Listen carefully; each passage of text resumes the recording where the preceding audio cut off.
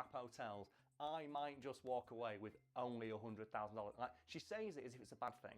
I would like to point out that technically Palmer wasn't getting just $100,000 because she'd also set aside $250,000 to pay off debts, but I digress. When the time came to arrange the tour to promote the album for the fans, Palmer issued notices in the cities they were set to play, asking local musicians to play on stage with them. Now, Brad, do you want to guess what Palmer... So we're talking about Friends in this video today. Yep. Right, well after this, I need to set the fucking record straight on Ross Geller. So after this video, we're going to have a nice long shit on that character, because I hate him. The show Friends is a bona fide pop culture juggernaut, and with rumours of a Friends movie constantly circulating and then immediately being shot down by the cast from their floating golden sky limos, I thought I'd pick everyone's spirits up by talking about how adorable the cast were in real life. Before the show even made it to air, co-creator David Crane was insistent that the show feature a pure ensemble cast. For those who don't know, what is an ensemble cast? Well, an ensemble cast is where a movie or TV show will feature a group of characters who all receive roughly the same amount of screen time. So think of something like The Avengers, where there's a lot of characters and a lot of like big names, but they all have roughly equal screen time and credit.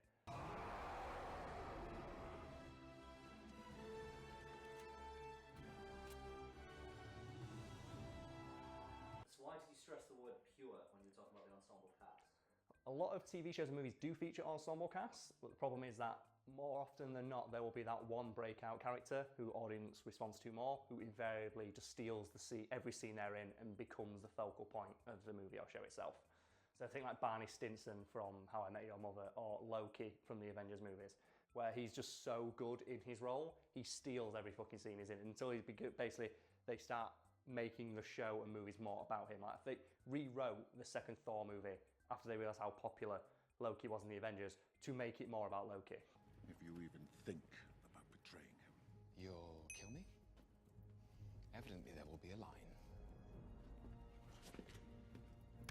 To this end, David Crane and his co-creator Matt Kaufman structured each episode so it never focused entirely on one character or one pair of characters prominently, instead choosing to focus on the growing dynamic of the group as a whole. One of the ways they did this, you might think if you're a big fan of Friends, that there's always one episode each season where every different combination of the pairings of the friends have at least one scene or storyline or mini plot point together. So you might notice, well, even episodes that specifically focus on two characters, such as like when Ross and Rachel are arguing, they always put in little bits where like other scenes of the other characters talking as well to make sure that it doesn't entirely focus on those two characters. Rachel, come on, talk to me, please. I can't even look at you right now. What? Nothing. What nobody expected though is that the cast to get on board with this idea as well. For example, in the first season, all 6 friends were paid the same amount. However, in the second season, David Schwimmer and Jennifer Aniston, who played Ross and Rachel respectively, were each paid slightly more than all of their co-stars, presumably because that season focused on the dynamic of their growing relationship, which had become a popular thing with fans, and presumably because fuck Joey, I guess. The first season obviously established the dynamic, then it became very obvious very quickly that the real thing that audience wanted was the will they won't they of Ross and Rachel. So that's what the entire second season focused on really, and that's why they got paid more. You deserve to be with someone who appreciates you, and who gets how funny and sweet and amazing and adorable and sexy you are, When the third season rolled around, the 6 members of the principal cast made the unusual decision to enter salary negotiations as a group, much to the surprise of Warner Brothers. Why did they do that? The thinking of the 6 members of the principal cast was that if they all entered their salary negotiations as a group, they could all ensure they all got the same money. Because I believe Schwimmer and Aniston were worried that them being paid more would cause resentment in the group, which would obviously affect the dynamic of episodes. We don't have as much money as you. So did they raise everyone else's salaries to match theirs? No, what Warner Brothers did, presumably in an attempt to break them down, was they said, we'll offer to pay you all the exact same amount if Aniston and Schwimmer agreed to take a substantial pay cut. Which they did. Yes, they did. Which obviously goes to show that they were committed to all going in as a group. Now, what's more important, your friends or money? Friends.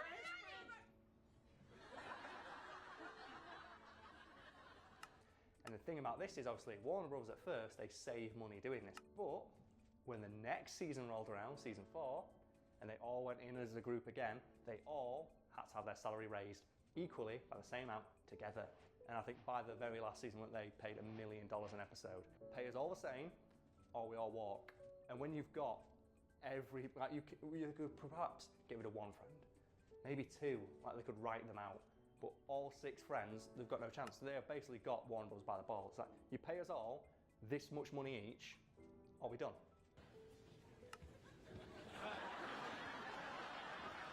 They all managed to, into their contracts, get things like back-end royalties from syndication rights. And think of how often Friends is now showed everywhere. Every time they air an episode, like, someone from that cast gets a payment somewhere down the line. You'll hear it a lot in a lot of modern TV shows. Usually, there is always a breakdown. It's always money. For example, do you know the show Hawaii Five-0? I'll have to bing it, I think. Yes, you do know, you remember. This show, as the name suggests, is set in Hawaii. On that show, there are 2 main actors who are Asian. The 2 main cast who are Asian, they were being paid 15% less than their white co-stars. That just ain't right, bro. And one of them is, I think, Daniel Kim.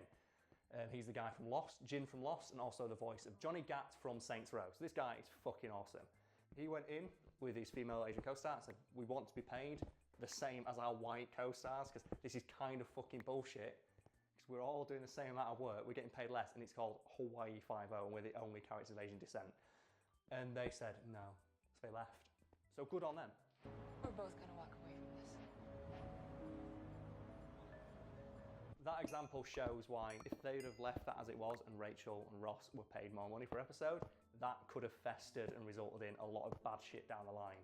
The creators of the show, they didn't want any one particular friend to get more publicity, so they insisted that for the first couple of seasons, all publicity shots and all promo shots had to be all 6 members of the cast, and they could only do interviews as a group. For people who haven't seen the show, you guys, can you describe what it's all about? Who wants to do this? I'll raise your hands at once. Later seasons, they relaxed this ever so slightly, because obviously you couldn't fit all of their massively swelling egos into the same room at the same time. But if you go look at any promo shot from the earlier seasons, you will see that it's all of them as a group at the same time, with no one person being given more prominence over another. Is it true they were actually really good friends outside of the show? They were very good friends, as you can imagine as well. They went into these negotiations as a group to purely so they didn't want any resentment or any bad feelings or ill will. And every show apparently started with all 6 members of the cast giving a big group hug and just wishing each other good luck.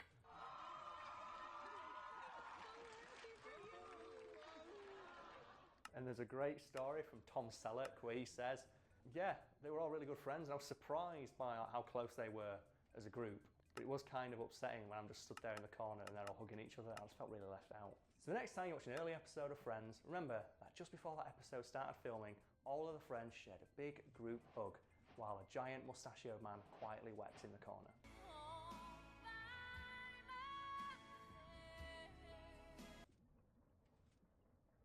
I know we keep shitting on like, subscribe, but we kind of have to do it. So we're going to do that, and then we get to poop on Ross, yes? Okay, guys, I really, really hope you enjoyed the video. Like it if you liked it, comment if we got any problems or any feedback below, and subscribe if you want to see more videos like this. And now I get to do my favourite thing and shit on a fictional character.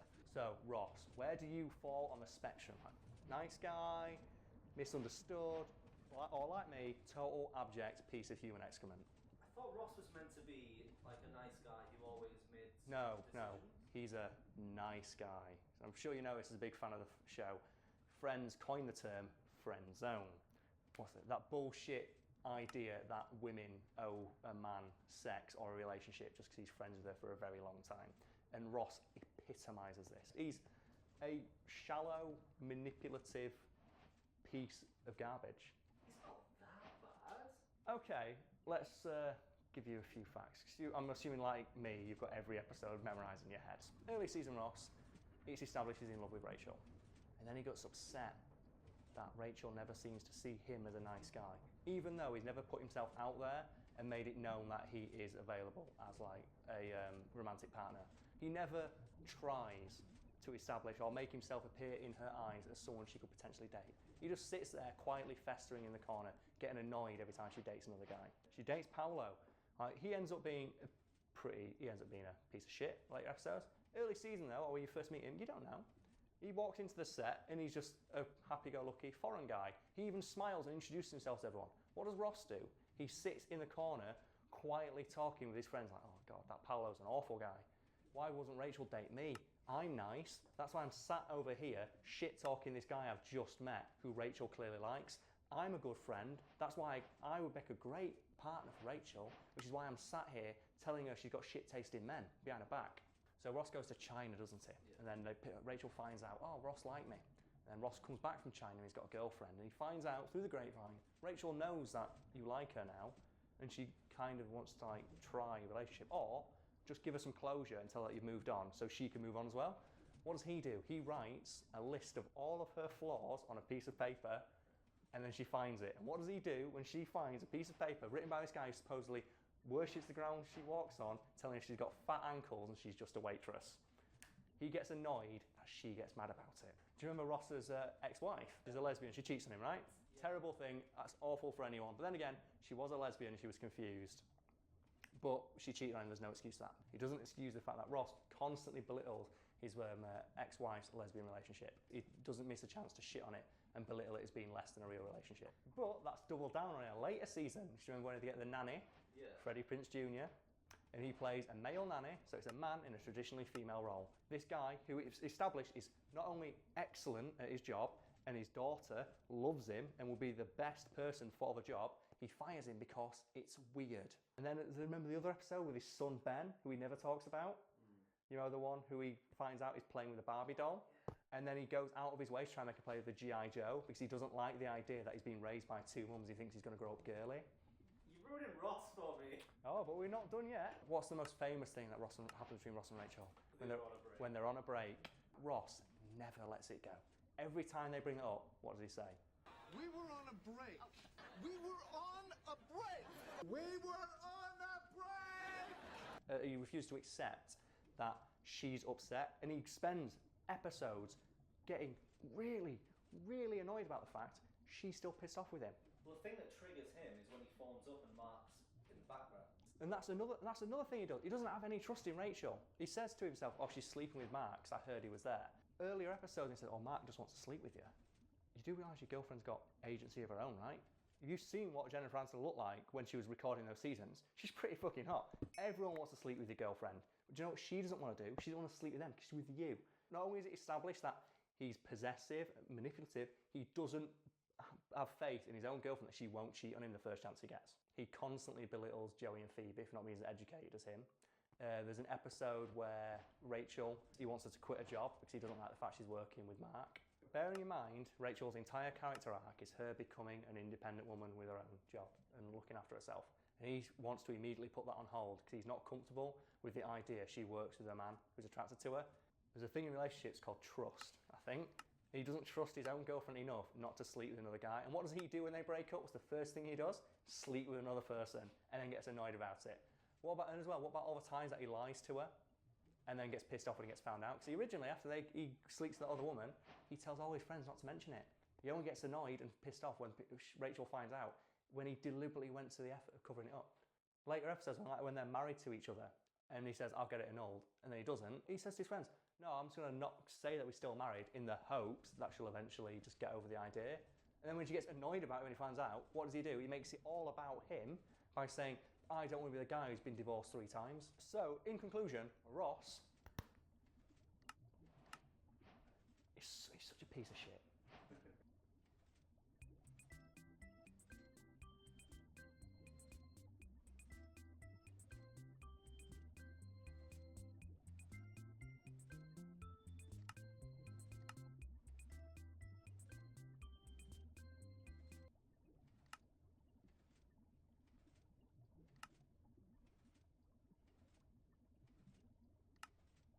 So there are 2 things I look for now Brad and I buy t-shirts. One is that it's got to be funny, and 2 is that it's got to be just green enough where it might fuck up with the green screen.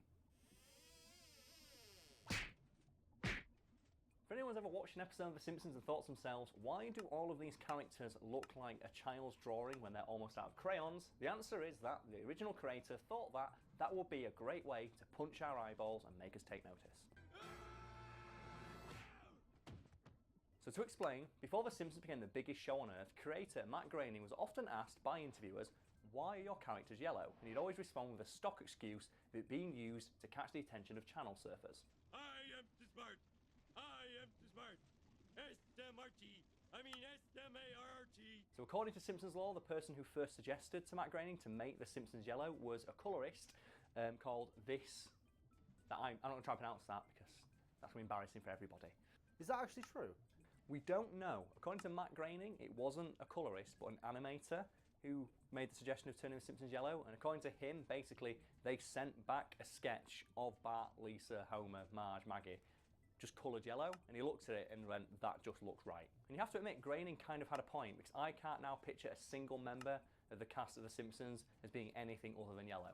Except for maybe Smithers, but that's only because he was black in the first season. Black Smithers is best Smithers. I'm going to call it right now. Just one of those things where you watch early episodes and goes, why is Smithers black? And it's, oh yes, he wasn't established as a character yet. Hey Simpson, Burns wants to talk to you privately. Privately? I like the theory that he was just replaced by like his twin brother, his albino twin brother. We don't know his story, do we? Yeah. People only know the thing about him being gay. Probably one of my favourite running jokes in The Simpsons. The fact that Smithers is super gay. Happy birthday, Mr. Smithers. And they even acknowledge it in, I think it's that episode Behind the Laughter, where Troy McClure is reading out letters from fans, and one of them is, what's the deal with Mr. Burns and Smithers? And it shows you like Mr. Smithers imagining Burns flying through his window.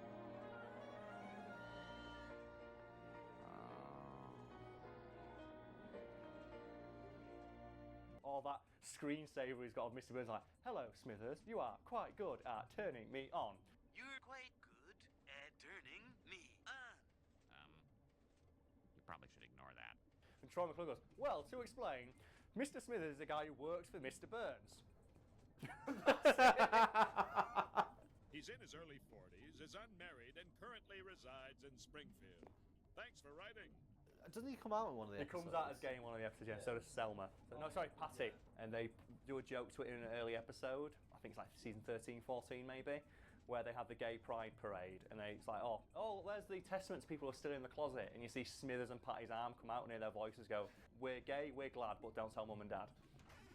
We're gay. We're glad.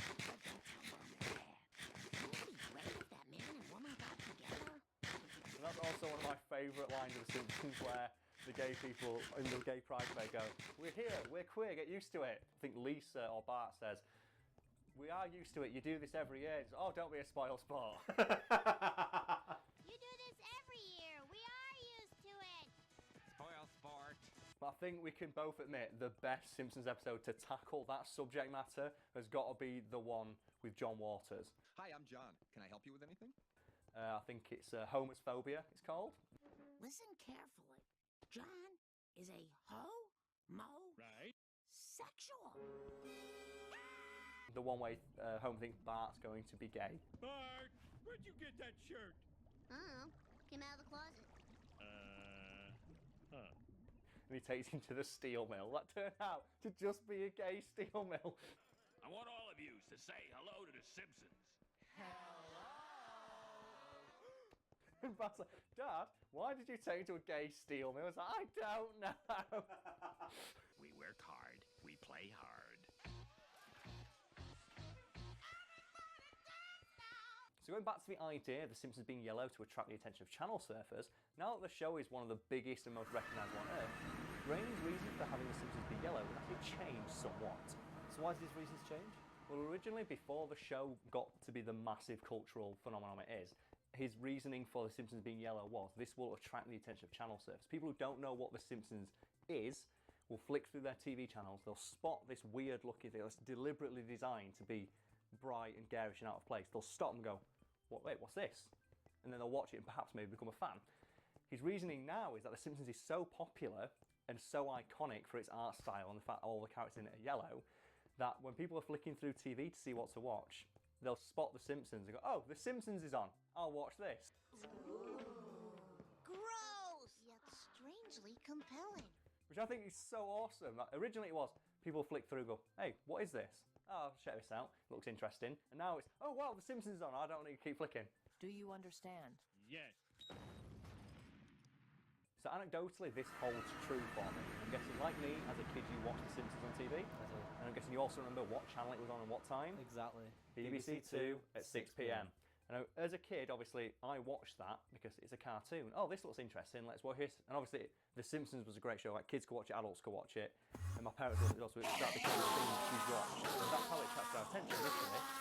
Oh, what's this? Oh, it's funny, it's great, it's good for the kids, good for the adults. Perfect. As an adult now, when I go home, because I don't have like proper TV anymore, because why the hell would I? My mum does. And when I'm flicking through TV at home, like, what the fuck do I watch? What are all these reality shows? I don't want to watch Pawn Stars for like the 13th time, or Storage Hunters. Oh, The Simpsons is on. Great, I know that's going to be good. It's like, The Simpsons is not as good as it used to be, but I think we can all admit even the worst episode of The Simpsons today is still mildly better than half the shit that's on TV anyway. USA! USA! USA! Like, as an adult now, I can rewatch episodes I watched as a kid and found hilarious, and I can spot all the stuff that just flew over my head. Like all this, like the Mr. Smithers being gay stuff, that always just went straight over my head. But I remember my dad laughing like a jackass every time I was like, the Mr. Burns one, like, you are very good at turning me on. I remember my dad laughing his ass off at that, because obviously he gets the joke and I didn't. There's that bit where the firework comes into the wind and he goes, Smithers, I've got a rocket in my pocket. I know, sir. You don't have to tell me. Smithers, there's a rocket in my pocket. You don't have to tell me, sir. So thank you for watching the video. I invite you to talk about your favourite Simpsons quote, episode or character in the comments below, because that's what me and Brad are going to do. Right, Brad? Favourite Simpsons quote, character, episode? My favourite episode, the reason for this as well, is a musical episode. Where they get all the songs together in one. The clip show with all the previous songs. And the reason is because it was one of the only ones we had recorded on videotape. And we used to watch it on repeat. For the kids watching home, video is what we had before DVDs. And DVDs for the even younger kids, what we had before Blu-ray.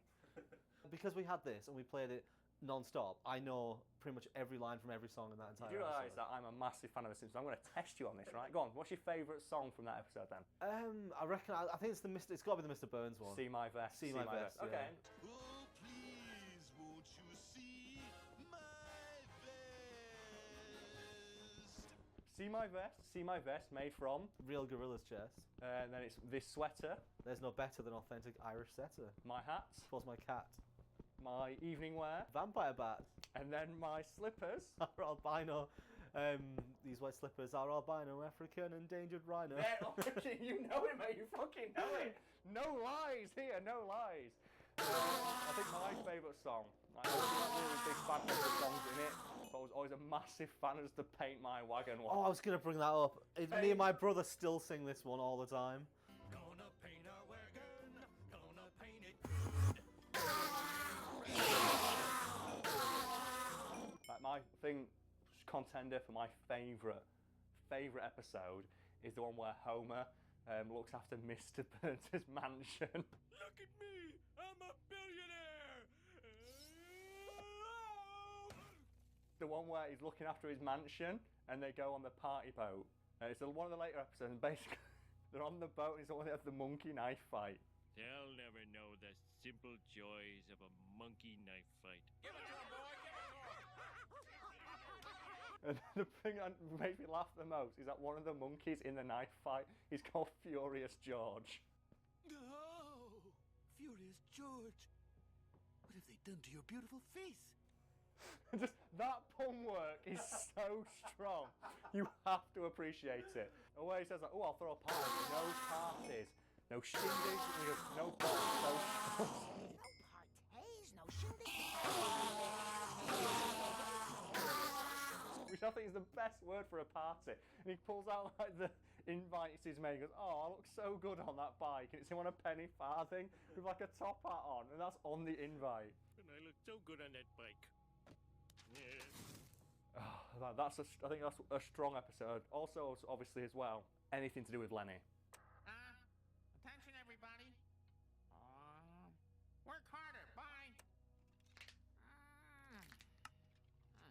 I think Lenny's one of my favourite characters in The Simpsons. Why? Just. There's a lot of buzz around Lenny. But he's got so many good quotes. Like the one where Lisa, when they're on strike for the dental plan, and Lisa plays like the song about why they're on. Like he's got the plan, but we have the power. And Lenny's like, oh, that's really good. But now play classical gas. And Lenny's just like, yeah, that's right, just jamming along. I'll do classical gas. Or where Marge becomes the realtor, and she knocks down the wall to his house. Please don't tell anyone how I live. Please don't tell anyone how I live. The show is just full of so many quotes for real life. Like, is there any that you use in your life? Any that you like quote a lot? I've used the one at work where I've said that famous one from Homer. Whenever you learn something new, something old falls out of your head. That's a strong one. I like the one that you don't quit. You just go into your job and do it really half-assed all the time. That's the American way. I love that one. Which episode is that one from? Because I remember the clip of him gliding through the bush. This one. Oh, it's the one where it's something with Flanders. He becomes friends with Ned Flanders. Yeah. And immediately after this is the one where he emerges out of the fucking bush. So hey neighbour, do you want to do something today? Oh no thanks. Oh. And that's the one where he comes around and is like, hey, do you want to go play miniature golf? And he's got the two putters, because the rip off of Terminator 2. Yeah. He goes, quick daddy, he's gaining on it. He chases after him with the two putters and clings to the back of the car.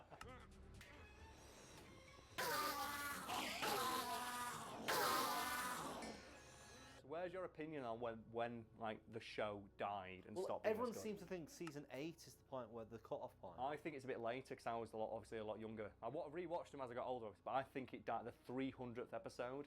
I remember that being, I think I was about 13 at the time. It's one with Tony Hawk's in it, and I remember that as being the episode I watched it and just went, it's not as good because the Tony Hawk's voice is Tony Hawk's, and that's the first episode where I realised it's just based on whoever the guest star is. Hey, are you skateboarding legend Tony Hawk? That's what my business cards say. And as I got older, I realised, like, earlier episodes, like, they starred celebrities, but they voiced characters. Yeah. They weren't themselves, and I think that's the 300th episode in my head is, like, that's where it just started to go on the decline. A lot of people issues, like the Jump the Shark at the moment, everyone thinks is the Armin Tamzarian episode. That's the one, yeah. I have never been happier or prouder to be Seymour Skinner.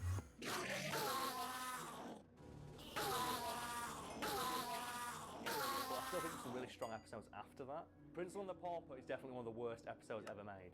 It's like such, I think Matt Groening later admitted, or one of the writers said, yeah, that's one of the worst mistakes we ever made. We can't believe we tried to do that so early. I'm an imposter. That man is the real Seymour Skinner.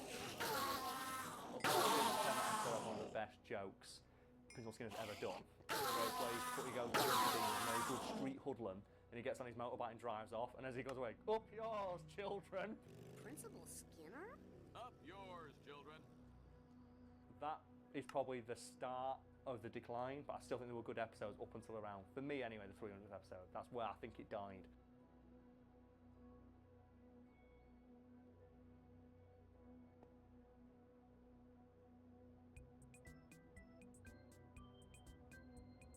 Right, you want to do an introduction, mate? Just say any old thing, and we'll go. Like, I'm coming. What have I heard on the last? I'm coming. Hey, I was playing Dragon Ball, not watching anything dirty. Anyway, let's go. The Simpsons Hit and Run is basically a Grand Theft Auto game set in the Simpsons universe. As such, it allows you to realise your dreams of Tokyo drifting your way around Springfield in a penis-shaped rocket car. It also lets you, while playing as Homer, kick the ever-living shit out of your spouse. Something the creator of The Simpsons fully endorsed. Okay, so Cole, some people just might not have played Simpsons Hit and Run. It's okay, you can say it, they might not have had a childhood. And for those people, we'll explain. Basically, it is, for all intents and purposes, a Grand Theft Auto game set in the Simpsons universe. And you think we're being hyperbolic about that, I should point out that Radical Entertainment, the people who made The Simpsons Hit and Run, openly admitted that they took inspiration not only from the design and gameplay of the Grand Theft Auto series, but also its approach to character development. And for a moment, Lucas, let's just reminisce about that wonderful era where every game was trying to be Grand Theft Auto and just fucking failed. Because for people who don't know what we're talking about, there was an era shortly after Grand Theft Auto 3 was released, and then even more so after San Andreas was released, every video game wanted to be Grand Theft Auto, leading to the coining of the term GTA clones. And Lucas, what is your favourite GTA clone? I mean, funnily enough, it does actually have to be Simpsons Hit and Run. That's the one, 'cause it's the only good one. It's the only one that didn't just utterly fail or was embarrassing in its 'cause execution. We had the ones like The Getaway, the Driver series, and True Crime, Streets of LA, and stuff like that, but they just weren't the same. Yeah, and then you've got like the Mafia series, which try to do it. Like, people always forget about Mafia 1, 2, and 3. And then you've got my favourite though was The Getaway, because that's the one where you heal by just leaning against a wall, like you've been winded in like it's like that, and you just physically see the bullet wounds just suck into your player model. It's like, who knew that British people could heal from bullet wounds by just leaning gently against a wall? Did you not know, Carl? Just like a dad who's been winded running for his fish and chips. It's, like, it's so bad. I'll need a rest. And the only good thing about True Crime is like the idea of the multiple ending system. Do you remember that? I don't. Well, basically, if you failed a mission, you could still continue the story and get a bad ending.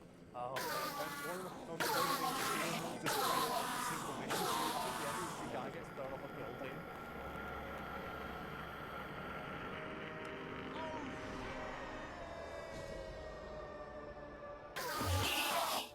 To be fair, I don't look like, oh, Nico Bellic got hit by a taxi, game over. Like, that's just the bad ending. Well, you do get the bad ending in Grand Theft Auto, don't you, when Roman dies? It's like, no! So I remember what I did for that. When Roman dies, and I was so fucking pissed off that Roman died, I strolled into the final confrontation. I didn't take cover. Because Nico Bellic does not take fucking... And I made sure I bought every single RPG round I could afford, and I announced my arrival at the final battle by firing an RPG round into the air. So you just destined it, basically. Basically, yeah. So, Hit and Run was great, but it seems quite weird pairing like the cartoony Simpsons with the violence of Grand Theft Auto. Yeah, and there were a lot of detractors about the idea internally at Radical. Some of them said, like, this game allows you to commit random acts of violence against the denizens of, like, Springfield, which doesn't seem like something Homer Simpson would do. Something I'd like to counter with any clip of Homer Simpson doing exactly that. One of my favourite ones being where it's just Bart just getting chased down the street by Homer with a mace. They spin in and just go, I'm going to mace you, good boy. I'll make you good.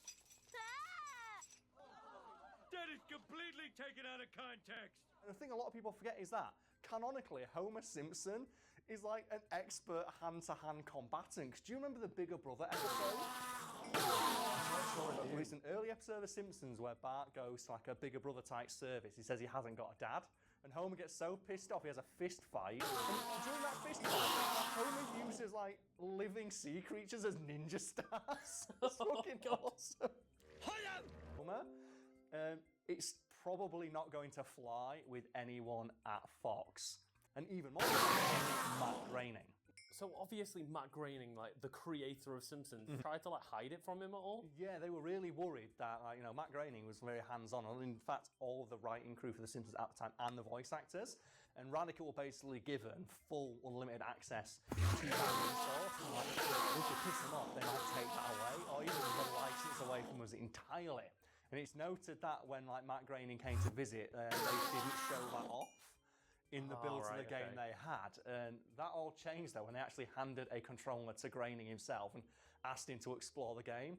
And according to people present that day, literally the first thing Matt Groening did is realise there was a kick button and then walk over and kick Marge in the ass. And then and that alone is hilarious. But then he proceeded to kick Marge's just like fumbling corpse along the ground all the way to the Quickie Mart while laughing his ass off. Out of my way, chump.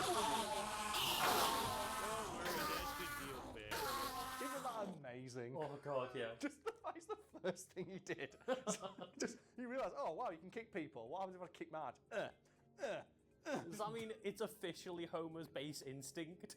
I don't know, because he did create the character, but just After they saw Matt Groening do that and they realised he found it hilarious, they weren't so worried about that button or action being included in the game, because at that point it doesn't matter who else gets annoyed by it. Matt Groening said he's okay.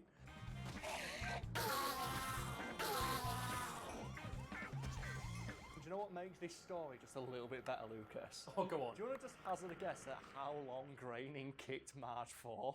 Just throw out just a number. I'm gonna guess like at least 10 minutes. Keep going. Keep going. Keep going. Like 20? 20 minutes, yes. He spent 20 minutes kicking Marge down the road, just laughing his ass off the entire time. Because just the absurdity of the situation just made him giggle. As you can imagine, after that point, arguments about whether or not a dedicated kick button in that game stopped immediately, and they just focused on making it the best game it could be. And I mean, I'm glad that they did. if it's not a running endorsement for the mechanic, I don't know what the fuck else is. So since we're talking about video games today, so this goes up the day before Halloween, right? Yeah. And we haven't got a costume. Nope. Because I thought you were going to buy one, and you thought I was going to buy one. So instead, use like some technical wizardry with this movie. Make this video a little bit spookier than the rest. Think you can pull that off? I can do that, yeah. Alright, let's do that.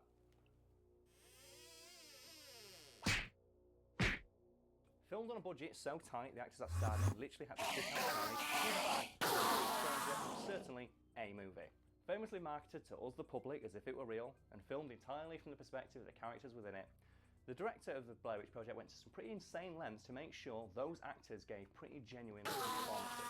Lengths that appears we never really got to see. So Brad, you've seen the film before? I've seen the film before. You, our lovely audience, have probably seen this film before, but for the sake of the 8 people who haven't seen it, here's the Cliff Notes version. 3 people go to the woods and film stuff and not very good. Okay. Joking aside, the film was put forward as a genuine documentary by 3 film students called Heather, Josh and Mike, and focuses on them mostly wandering around the woods of Maryland, talking and discussing the legend of the Blair Witch. What's your take on the Blair Witch at this point? Do you think she exists? When you mentioned about 3 people just wandering around in the woods, all I can think of now is Harry, Ron and Hermione in Harry Potter 7.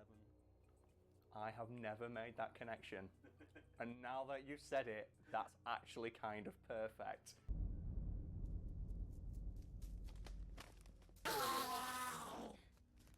That's exactly what that, like the 7th book, for no people who haven't read it, like the film glosses over the fact they spend months in those woods, wandering around, and it's actually a really apt comparison. And then one of them disappears. Yeah, one of them disappears. They, I think. When the 7th book came out, remember it was definitely after the Blair Witch. You think that J.K. Rowling might have watched the Blair Witch? You know what? I put my character in that situation. Think about it. 3 people wander around the woods. They argue because they can't decide what they're looking for if it's actually there. They get lost. There's a nebulous, mystical, spooky enemy out there that they're supposed to be looking for. They never seem to find. One of them disappears. And there's definitely a witch in it. We're on to you, J.K. Rowling. You're not as original as we thought. We fucking got her, mate. We've got her. All of the action in the Blair Witch Project was filmed on location by the actors, who were playing fictionalised versions of themselves. I'm guessing if they wandered around in the woods for days just filming, there's shitloads of footage out there. Yeah, and I'm going to guess as well, a lot of it was quite boring. I think the director later said there was like hundreds of hours of footage of basically just people wandering around the woods with nothing happening. Because most of the time they were just hiking to the next location for their shoot. And he said it was a real pain in the ass to edit this down to like an 80, 90 minute long movie. It's like, can you imagine like the director's cut of the Blair Witch Project? Scene of someone using off a white glass for a plastic bag. In my head, right, there's no proof of this, but my personal theory is that there was just loads of extra footage of animals fucking.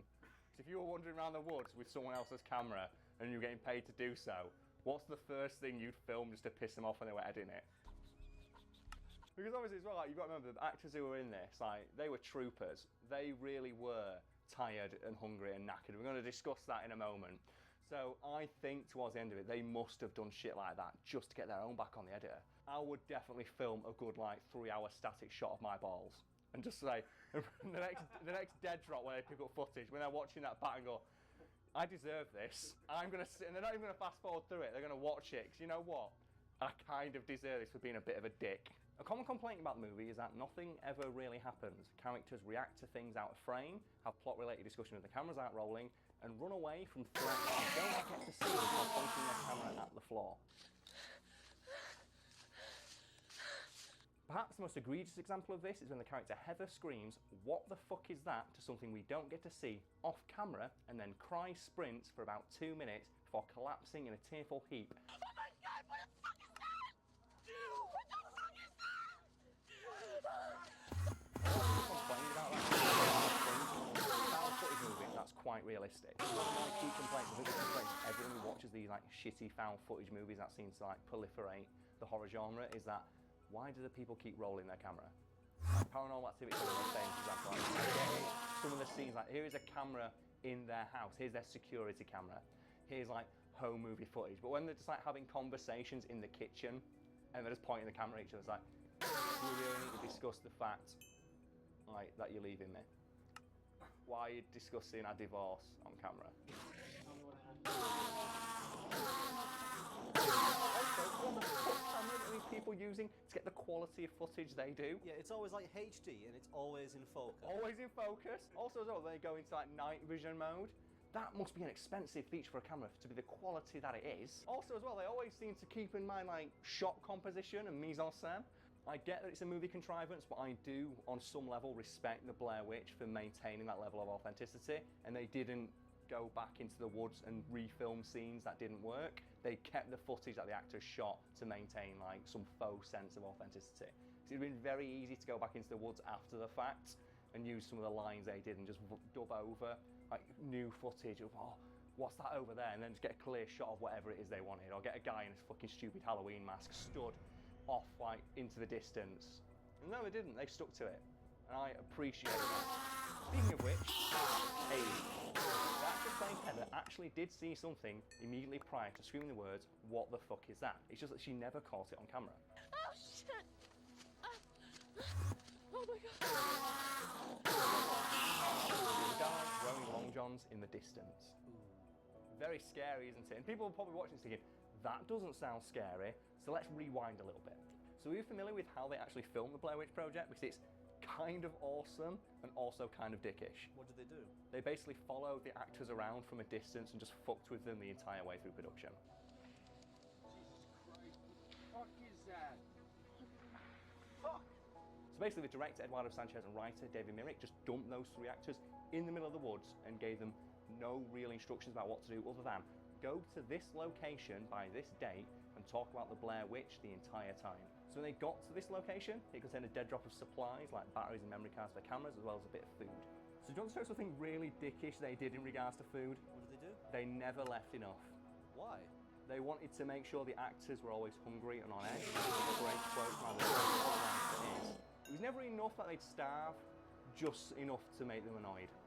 So they wanted to drop the morale and hopefully get better TV. So obviously, if you're hungry, you're going to snap more. And when the whole point of the film is that as it progresses, they get more and more on edge, and their nerves get frayed, and they start to resent and hate each other and argue more. You're not going to need to improvise being pissed off all that much if you're fucking hungry and you're starving. You've been trudging around the woods for 3 days. You said Sanchez and Myrick were the director and the writer. Yes, I did. Why did they actually need a director and a writer? Basically, while the actors improvised a lot of their scenes, they were being directed and given prompt by a writer just from a distance. So, those dead drops I mentioned, where they got like batteries and supplies, in them would be pieces of information about it. Basically, here's where you got to go next. Here's what we want you to film, and then the writer would put in things like, for the character specifically, like this is what your character's feeling right now. These are things I want you to do, and other characters would say like, this character is going to say this to you, I want you to react in this way, and stuff like that. And sometimes they're given conflicting information, so the reactions, like say one would be like, be a dick to this character for no reason, and the other one would be, someone's be abrasive for no reason, and the other one would be like, someone's going to insult you and you're going to act this way. And they'd be given conflicting information, so like basically they'd improvise off these reactions and things they had to do to each other. So is that why one of them ends up disappearing? Was he given instructions to go? Yeah, in one of the dead drops, his specific piece of character information that he got that no one else got, so he basically said, leave when you're looking, we'll meet you at the location. Josh! And the other actors had instructions saying, one of your co-stars might disappear, you are supposed to act this way. So obviously, so they didn't think the guy like fall down a well or something like that. So they knew that he would disappear. They just didn't know at what time. We kept in the dark to an extent, but it wasn't to the point where the guy just legged it into the woods and disappeared, and they genuinely thought he disappeared. One of the things I like about the Blair Witch is that it's difficult to tell which bits are the genuine reactions and which bits are just the ones of the actors being actors. And there's a great quote from the actress who played Heather. They said, oh, we heard a rumour that you really started to believe the legend of the Blair Witch. And that scene, the famous scene where you break down crying, is you just being overwhelmed by it. She went, no, I'm just a good actress. Which, to be fair, you probably would say if you'd not appeared in anything in about 20 years. But it does highlight the idea that not everything you see in the film is genuine, and something was just the people in it being genuinely good actors. I'm scared to close my eyes. I'm scared to open them. I imagine they weren't given specific instructions as to what they were going to see, just something was going to happen. That's basically, yeah, they were told, something might happen to you tonight. So do you know, like when they woke up in the morning and found all the stones around their tent? They were told, something's going to happen, and that's that. And they woke up and said, oh, this I am seriously fucking positive these were not here. That's what I think is part of the genius of it. So when you see characters talking to the camera, the actor playing that character doesn't actually know if that is the director or not. Because they knew the director said, oh, we'll be around, but we're not going to tell you where. They didn't know that was the director, that's the co-star for a could be an evil witch trying to kill them. They don't know. I'd find it really funny if after the film had finished, one of them went up to the director and said, that bit with the skinned wolf, that was a really good bit. And he's like, what wolf? So, that bit where you came into my tent and like tickled the bottom of my feet, that was really scary. It's like, I didn't do that. So yeah, the actors knew something would happen, they just didn't know exactly what, which is how they tried to keep a lot of their reactions to stuff that happened genuine. So like, when they see the big piles of rocks outside their tent, they're initially just like, what the hell is going on? And when they see the little weird stick figures, they're also like, what is this? They're all over the place. Holy shit. And then you have the bits where just like their tent gets shaken. And that was literally just the director running up at 3 AM and just going boom and kicking it over. And then the scene where he goes into, they come back to their camp and they find all their shit's just been rifled through. That was the director as well. They said, in your instructions today are, go out into the woods, come back in about 3 hours. They came back and all their shit's just on the floor. So, oh great. So when they're acting really pissed off about that, that's a genuine reaction of like, because obviously they're pissed off that someone's gone through their shit. What the fuck, man? Where's my I hope along with all that footage was the deer fucking and static shots of balls. There's loads of ones where they caught the directors trying to mess with them. It's like he goes, oh my god, there's a noise outside. Points it outside, and you see the director like, with a cigarette in his mouth and a torch, just like piling up a big pile of rocks. Like, just cut this. So what about this guy in the long johns you mentioned earlier? He was just a dude who Myrick and Sanchez knew, who they hired to walk around in a pair of white long johns. And that doesn't sound scary, but he was stood about 150 foot away in the woods, in the brush, the thicket, in the dead of night. And Sanchez and Myrick's thinking was that one of the actors would hopefully see him and wonder like, what the hell is that? And they were hoping they'd capture it on film. And their thinking was you'd see like this pale, vaguely humanoid figure somewhere in the distance. And that was a really good shot. Like, if you imagine that, there's a lot of films nowadays where they use that exact shot to sell people on the fact it's scary. And Heather, the actress, did see it, she just didn't catch it on camera. When you hear her say, what the fuck is that? What she's reacting to is a vaguely humanoid figure in the distance creeping through the woods. And I don't know about you, but that sounds scary as shit. If I saw that, I will probably have the exact same reaction. It's just a shame she never actually caught it on film. Your first thought wouldn't be, ooh. Yeah, my first thought would be, I'm going to frame this just right. It would be exactly what hers was of, what the fuck is that? And to sprint away. If anything, I think that's the most realistic part of that film. It's just a shame we never got to see what the thing was. Because obviously you're going to have people in the comments going, that doesn't sound scary. But in my head, I can imagine it. Because I've seen enough horror films where they have this exact shot. Against there's a strange figure somewhere in the woods that's following you, which people are terrified of. That's the plot of about 18 different movies. Actually, in the Blair Witch film that came out recently, they have that exact shot in the trailer. I mean, that's the thing they see when they shit their pants. There's something out there. Oh, and do you know what my favourite bit about the guy in the long johns was? Like, Sanchez and Myrick would like to say, we were really pissed off that shot didn't make it into the film. One, it did a great shot for the trailer. It's probably the most memorable scene in the time movie. And two, the guy we got to dress up in the long johns fell into a big puddle. Not only did he not get to appear on camera, he fell into a big puddle and had to walk home piss wet through. I like to think when they were at the editing studio, they were like looking through the set of costumes that they'd had throughout the shoot. So, Carl, thus begins 5 episodes of spooky content. Ooh, I even got a costume, but we're not going to reveal it until the day of Halloween itself, so look forward to that one. Ooh. The Texas Chainsaw Massacre was a watershed moment for film, mainly because of all the ultra-realistic violence shown. As it turns out, most of this was real, largely because the actor playing Leatherface, Gunnar Hansen, couldn't be arsed in most of his scenes. Alright, let's just get the ball rolling then. Okay. Pick a scene. We'll start with that scene in which the character of Sally has her finger sliced open and an old-ass man begins sucking on her sweet teenage blood for nourishment. You know, this scene.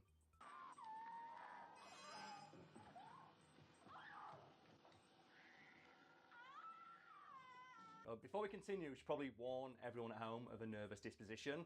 This video and probably the next few you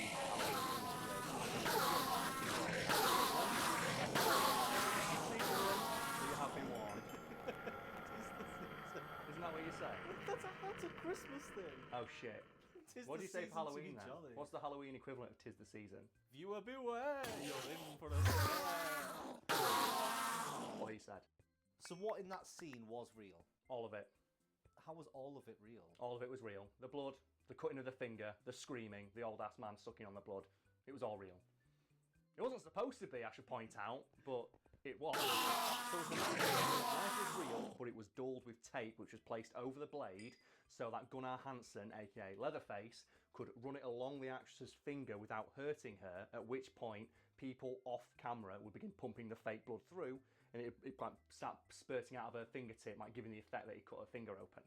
The problem was though that, you know, it gets hot when you're filming under lights, as I can assure people. Now I've got 2 of them shining in my face, and the fake blood in the tubes coagulated, and every time they tried to do a take of that scene,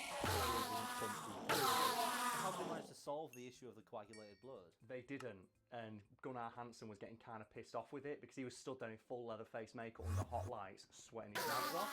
So what he did is, after one failed take too many, he quietly took the tape off his hand and stood there, patiently waiting for that to be again, in full Leatherface makeup, staring at the actress.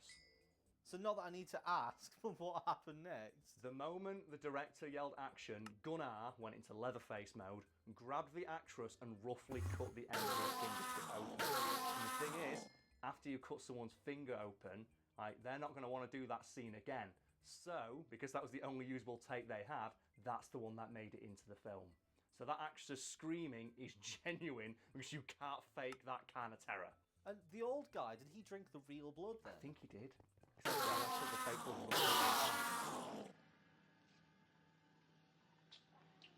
be honest, I'm not surprised they used that take in the film. Oh, neither am I, because in Hollywood, they do that shit all the time, don't they? Like, oh, actor or stunt guy gets injured trying to do a stunt. Wow, that take looks really awesome. Let's use that in the final movie. Let's let their failure live on forever. Obviously, the most famous example of that is the second Lord of the Rings movie, where like Viggo Mortensen kicks the Uruk-hai helmet on the floor and actually broke his fucking toe. And Peter Jackson went, oh man, the anguish felt so real, so I put it into the movie. It's like, it's real because he broke his fucking toe.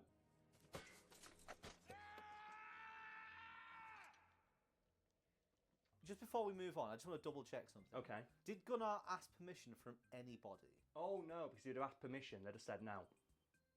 Speaking of that scene, it's probably worth noting that in addition to the knife being real, the hammer wielded by the aforementioned old-ass man when he's trying to cave in somebody's head while they put it over a bucket was also real, and the actor playing that old-ass man was genuinely at risk of caving that person's head in if he'd have missed.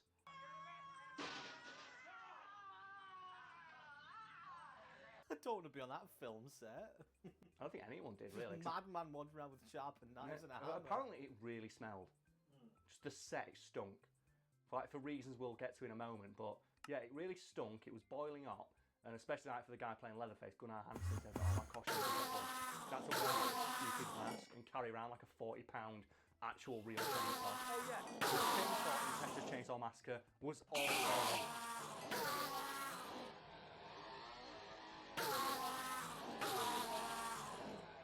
Doesn't he like hold it really close to people's faces and threaten everyone with it? Yes, he does.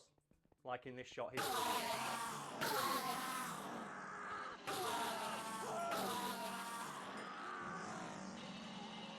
yeah, that's a real working chainsaw next to a real working actor's head who was not paid nearly enough money to appear in that movie, given that he could have had his head fucking cut off at any moment if Gunnar sneezed or to scratch his balls. But apparently the risk to everyone in that scene was fairly minimal. The same cannot be said of scenes where Gunnar had to run around holding the chainsaw. Take a little step back. Okay. Who tries to scratch their balls holding a chainsaw, Carl? I don't know. Guys who are confident in their ability to wield a chainsaw, I suppose. Very, very specific group Yeah. of people. Well, it's like the old question. It's like how do you scratch your balls holding a chainsaw? Like, carefully. Or my personal favourite Yahoo Answers thing ever, which is what's the word for fear of chainsaws? And the top answer is just the word common sense. So all of the chase scenes they do in the movie, Yes. they're also real. Yes, they are also real. And we're all on the same page here. One of those scenes called Burnout, you chase someone through a field wearing a vision obscuring mask, wearing high heel boots while carrying an actual working chainsaw at night.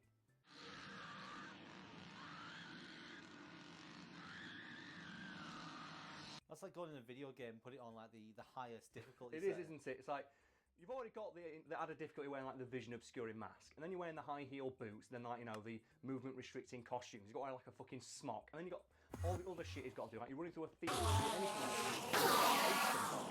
and you've got to scream while you're doing it. And it's pitch black. And then it's night. It's night time because fuck you. Just like difficulty slider all the way up. So like fuck you difficulty. While we're on the subject, what game do you think, if you slide that difficulty bar all the way to the hardest one, is the hardest to beat? I don't know about the hardest, but I know the one I struggled the most with was Metal Gear Revengeance, but hot damn was that the most satisfying conclusion to a video game I have ever had. Because completing that game on the hardest difficulty is a fucking slog, but you feel like such a badass for doing it, and never before have I felt such elation at suplexing a giant robot spider. Fuck you! Fuck you! Yes, I just suplexed that giant robot. Get fucked! Getting back to the Texas Chainsaw Massacre and those scenes of Gunnar Hansen running around dressed as Leatherface holding an actual real working chainsaw, according to the actor, the most difficult part of filming those scenes is the fact that he was chasing faster.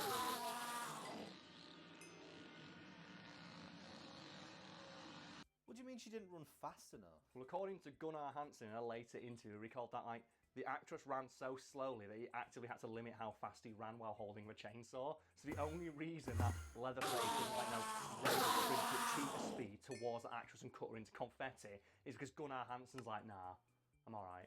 But we're not done talking about the Texas Chainsaw Massacre just yet, because in addition to the knives, the chainsaw and the blood all being real, pretty much everything else on set was too. So all of the gory stuff and the bones, they were all real as well? Oh yeah, all those bones are real.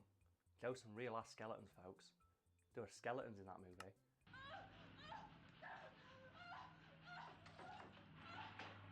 As in animal skeletons? Oh no, real human skeletons. Do you know why? This is the best thing. Because it was cheaper wholesale from India than it was to buy fake plastic ones. And you might be thinking, wow, that's awful.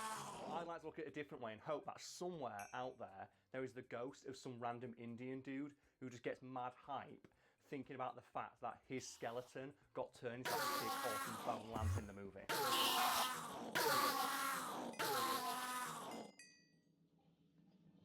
That has genuinely got to be one of the worst facts I've that it's cheaper to buy real human remains than it is to just make fake plastic bones. Did you not know about the Hollywood skeleton trade? There's not a Hollywood skeleton. No, I'm making that bit up now. But in the 80s, there was a big trend of them just buying skeletons en masse for horror movies because it was cheaper just to buy them, like I said, wholesale from foreign countries where they didn't give a shit, and just import them because making fake plastic bones and then aging them realistically took an age. Do you know what's cheaper and easier? Buy a real one. And do you know what makes it even worse? That most of the time they didn't tell the actors they were using real skeletons because they didn't want them to get scared, because skeletons are scary, folks. And the famous example of that is Poltergeist, right at the end of the movie, where the lady falls into the pit of skeletons, and all the skeletons rise to the surface out of the water, and she shits herself.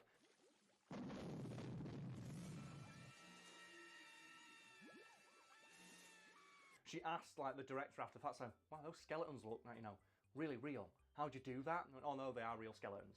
So the skeletons are real, the Yep. cutting the fingers real, the Yep. chainsaw's real. And don't forget the fear. The fear was also real. Okay, so I'm gonna just hazard a guess that the blood was all real as well. Oh yes, the blood was all. It wasn't human blood, I should point out. Like, Oh no, was No. it not cheaper to buy human blood? No, it was cheaper to buy animal blood like from slaughterhouses. So what they did is they bought like animal carcasses and blood and stuff from slaughterhouses and just threw it all over the sets and then dressed the sets with like the gore and viscera they obtained from the slaughterhouses. And remember earlier when I said it was really hot on the set and that it really smelled bad? Now you know why. Because there was like decaying animal carcasses all over the set. I should point out as well, like Joe, when they couldn't afford to buy like carcasses from slaughterhouses, do you know where they sourced some of like the corpses of animals? Side of the road. Oh. They were filming in Texas after all, so they just went out that road straight to on set. Yeah, remember when I said this movie smelled? It really smelled. By Gunnar Hansen's own estimation, there were 10 fake bones in the entirety of the original Texas Chainsaw Massacre movie. And that might sound like a lot of fake bones until you realise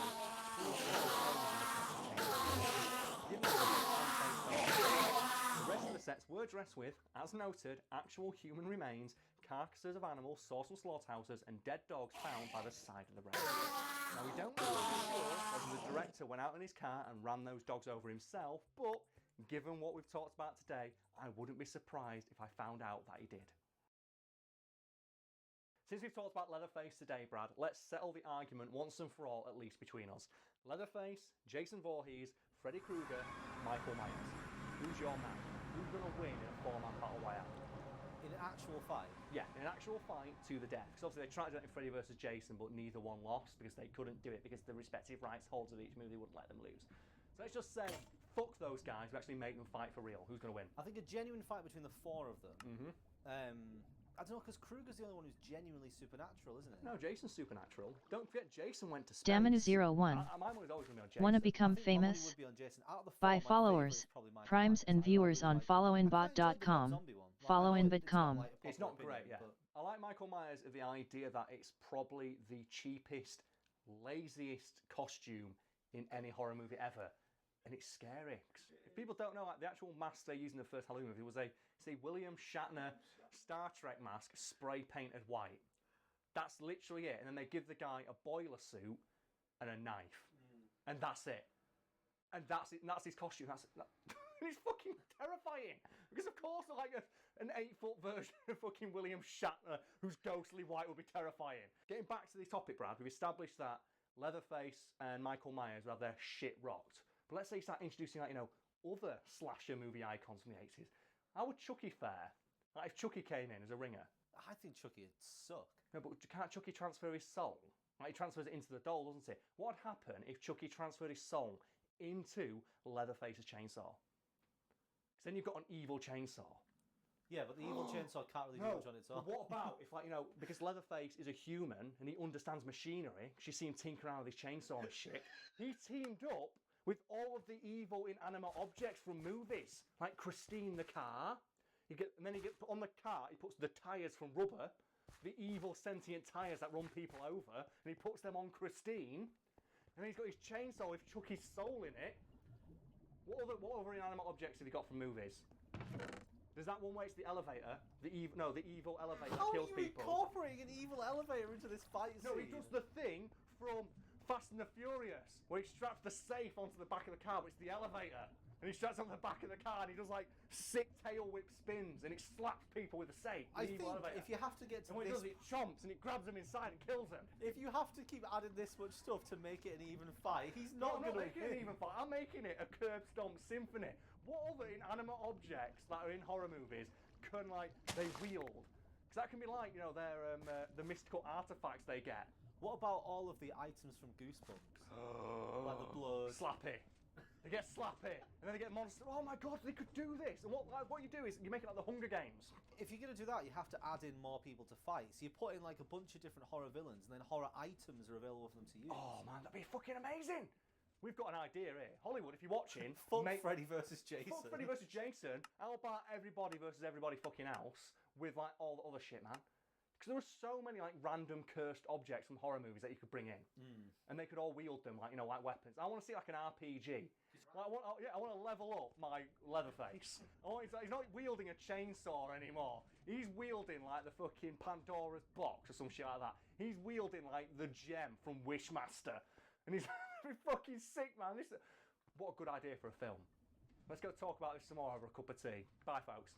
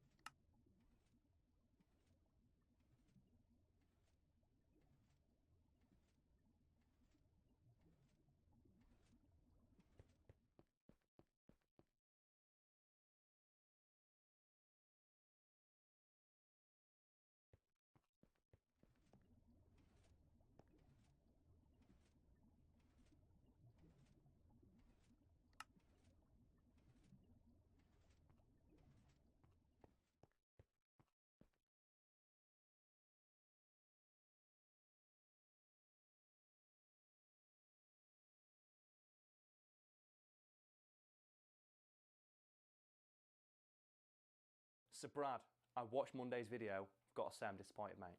That was not as spooky as I anticipated. Oh. So I need you today to make this video extra spooky. I know it's going up the day after Halloween, but we need to make up for it. Can you do that? Extra spooky. Extra spooky. All right, I'll try. Let's do this. As the Friday the 13th films have shown, Jason Voorhees is a nigh unkillable sentinel of teenage virginity, who's most at home punching people's heads off or stomping kidneys.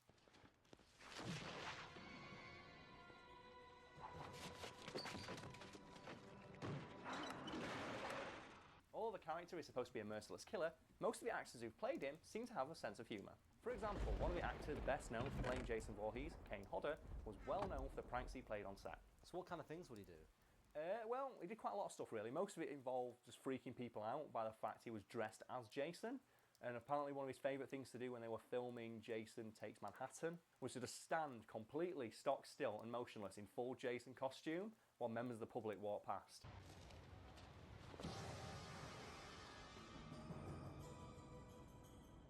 And when they got used to him being there and like tried to take photos or like get his attention, he'd very quickly stride towards them and then offer to shake their hand. Another thing he used to do to like freak out his co-stars, apparently, was he would stride towards them quite menacingly with his hand outstretched like he's going to choke them or something like that, and then he'd stop about 3 feet before he got to them and just start disco dancing.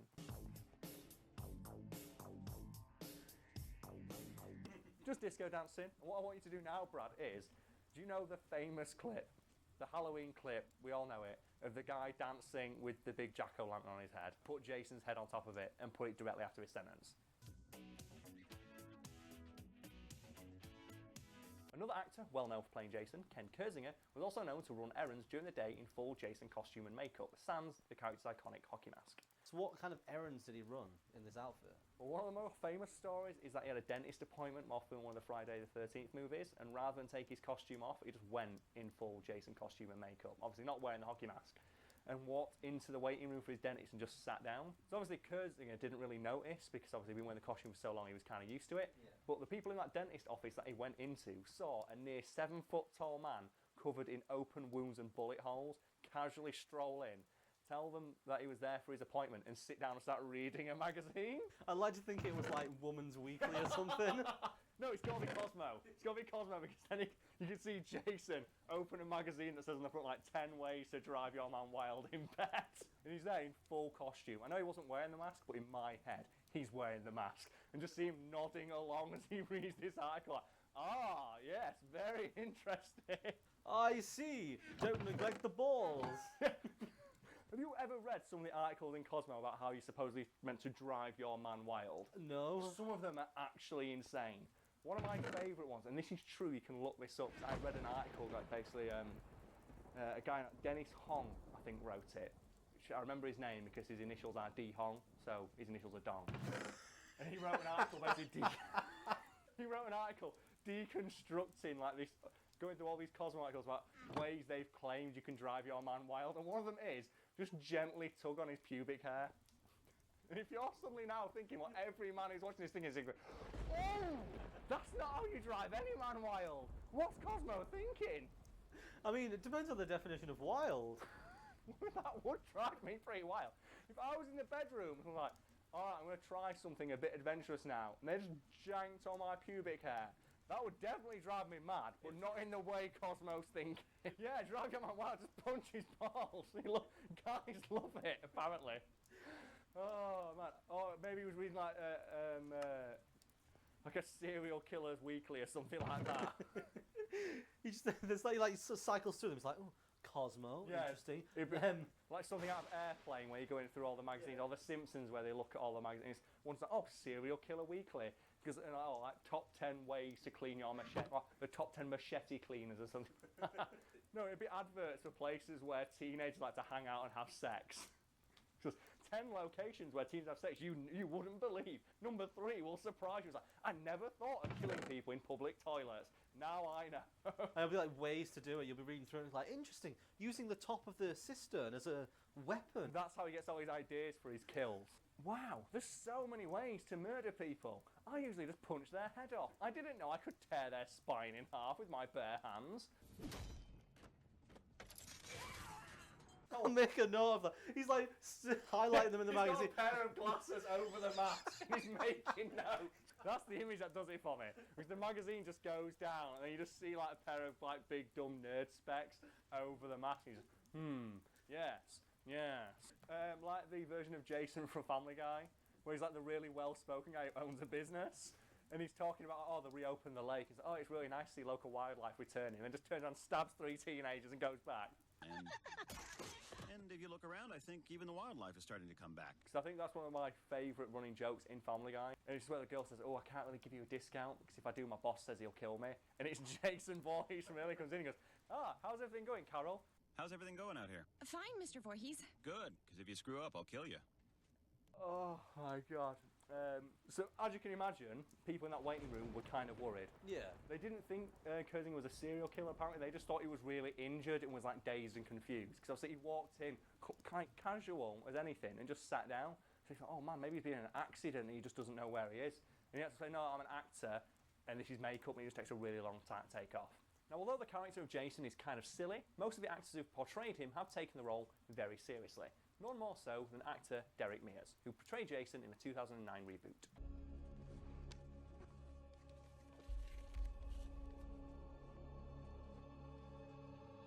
So how does he take it so seriously? Well, in this reboot, they reimagined the character of Jason Voorhees as being like a crazy wild man who'd been abandoned in the woods from childhood. So Mears studied child psychology, wilderness survival, and basic hunting to get into the mindset of what it would be like to be a child who was abandoned and then had to survive in the wilderness on their own for many years. I always find it interesting how some actors will take characters to the next level, even though the audience probably wouldn't notice. Especially for a character like Jason Voorhees. Well, I know he's an iconic character from cinema history, but you don't really expect people to think, the guy who's playing him in this spent weeks studying child psychology because the background is that he was abandoned as a child. Most of the actors who were hired to play him were hired based on the fact they were quite tall. That's literally the only reason they were hired. And Derek Mears is like, no, I'm really going to get into the core of this character. In my head, Mears was always stood just off stage in full Jason costume, like asking the director, so what am I feeling in this scene? And the director's just like, that you want to kill the person. Okay, but why do I want to kill the person? Because you're Jason Voorhees and it's a Friday the 13th movie. Yes, but what's my motivation?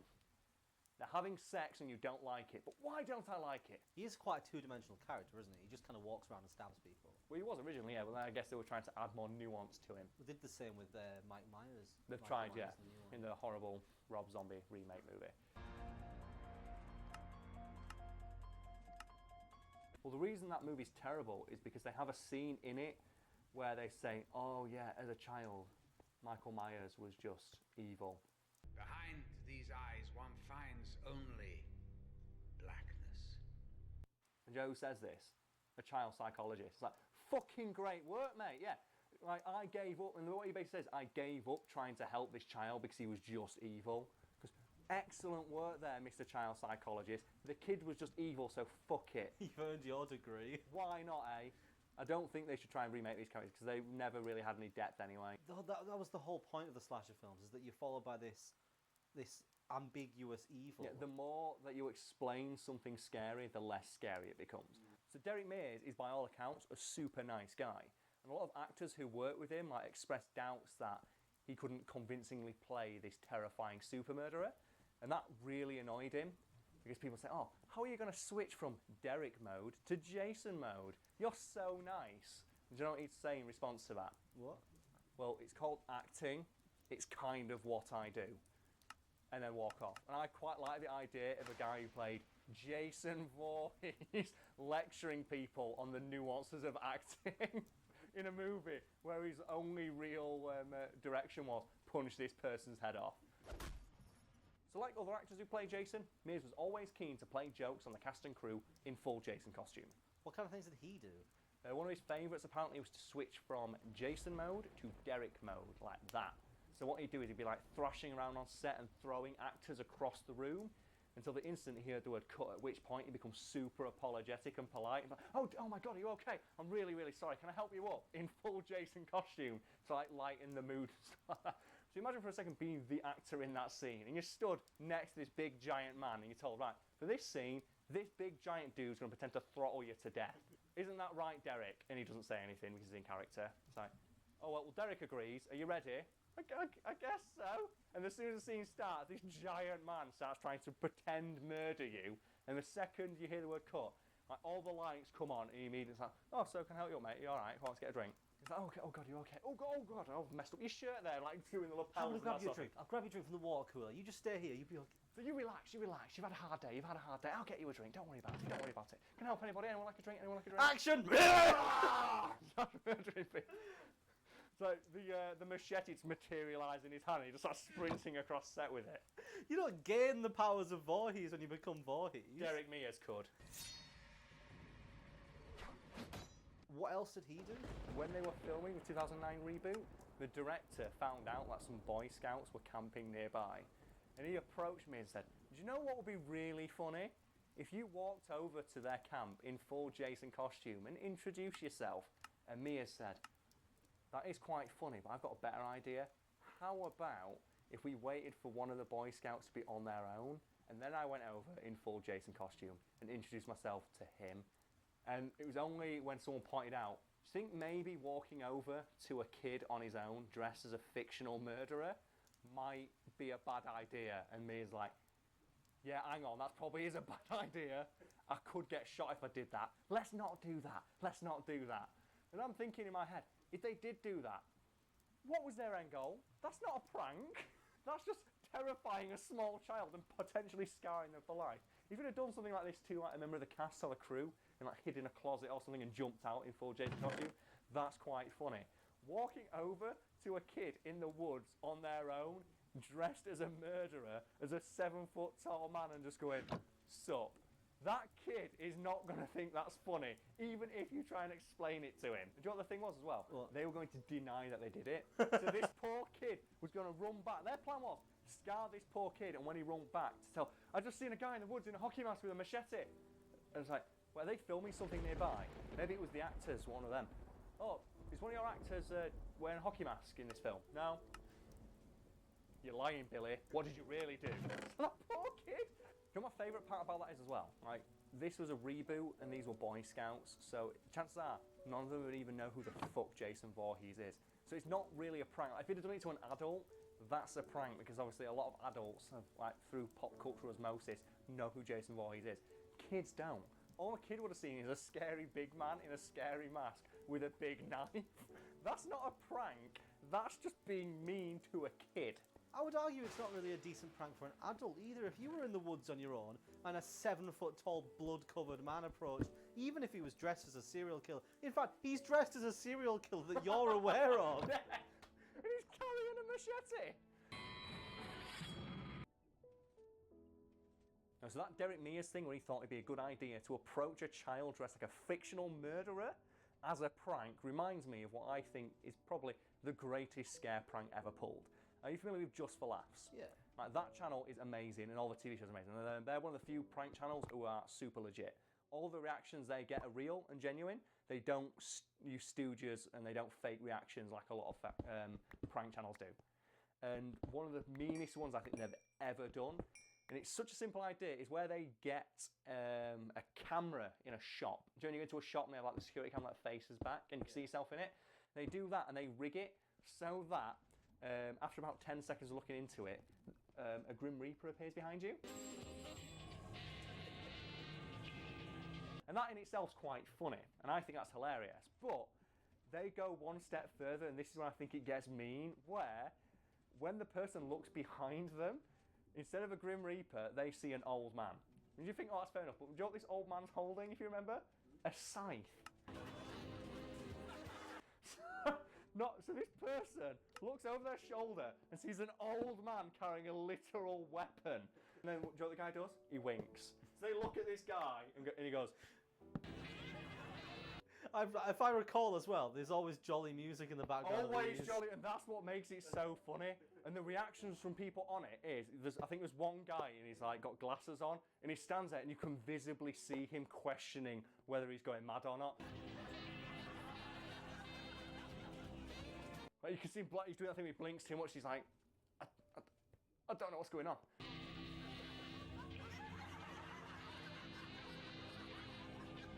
And obviously, like, with this being just for laughs, they always do the thing at the end where they go and say, tap on the shoulder and say, oh, look, there's the camera over there, it's fake. And in this one, and I think it's the only one where this happens, they tap people on the shoulder and they jump when he does it. Because obviously, in the context of that situation, this is a guy with a scythe tapping someone on the shoulder who's legitimately questioning whether or not they're going insane. It's so mean. The really happy, jolly music over it and the fake canned laughter they put over. As people like, ha ha ha ha ha ha ha. As this guy who just sat there, shitting his soul out of his ass, going, I'm gonna die. I'm gonna die. This is how it ends. I'm gonna die buying fucking Pringle in a corner shop. This is not how it was meant to end.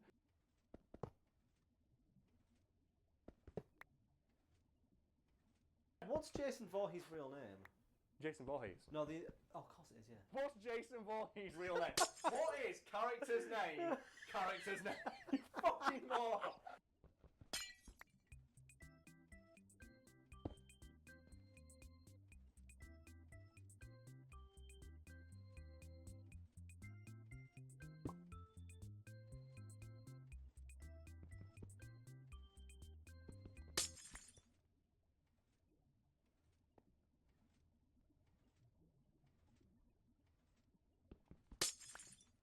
So, one video away from the reveal of your amazing Halloween costume. And I can't believe we got one on such short notice. It's really lucky for us, isn't it? Yeah. Anyway, let's continue.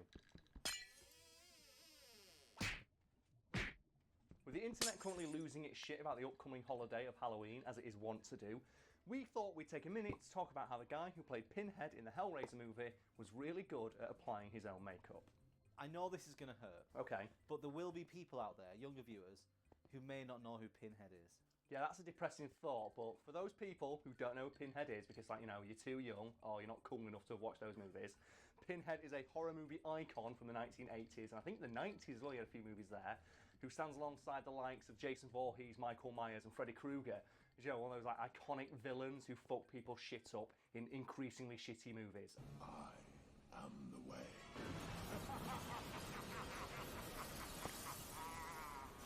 Why is it horror of all genres that gets the most sequels to its movies? Because my working theory is that they're so cheap to make and that people who watch them don't really expect much from them. You just want to see, like, teenagers getting their shit rocked and a guy with a big knife and a boiler suit walking around. Well, every review I now see of any new Saw movie says, if you're a fan of Saw, you'll like the movie. And it's like, well, you know they're literally there to watch people get ripped apart. Yeah, and they cost so little to make. You don't have to hire any big name actors, because why would you? They're going to get killed.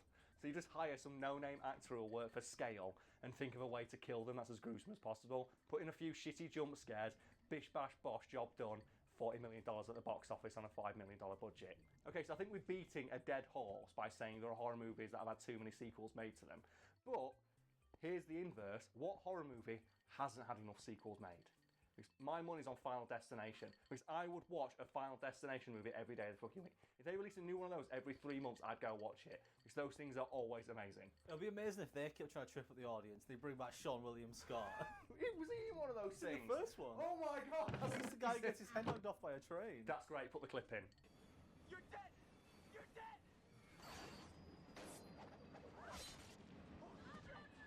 And now put a clip in of, like, Stifler. Well, polish my nuts and serve me a milkshake. Moving back to Pinhead, although he does share many similarities with the characters we've just talked about, he stands out as a fairly unique example of a horror movie icon. So why is that? Well, unlike Michael Myers or Jason Voorhees, Pinhead isn't a mindless killing machine, and unlike Freddy Krueger, he's not a child molesting maniac. Yeah, they kind of walked that back in the later movies, didn't they? The whole thing about Freddy Krueger being a big old child molester, big old kiddie fiddler. That reminds me a lot of the way they dealt with Theodore Bagwell. Oh, you mean T-Bag in Prison Break? Oh man, I've been watching Prison Break recently actually, and I've noticed that because that actor, I think it's Robert Knepler, I think his name is fucking amazing in that role, and he's so charming as like T-Bag. But the problem is in earlier episodes, because they didn't realise how good an actor he was or how big a role they wanted to play in later seasons, they just like, oh yeah, he's super evil, he's a white supremacist, he's like a rapist, he's murdered people. And I think in one season he fucking straight up eats a guy. He's like a cannibal and he plays him for a joke. Hey, what's wrong, man? Eat some bad Mexican? Something like that. well, Teabag. And I think as well, in the latest season, he gets a robot hand. That's how bad Prison Break gets. We told you one thing, getting too many sequels. Prison Break, in the 5th season, Teabag gets a robot hand.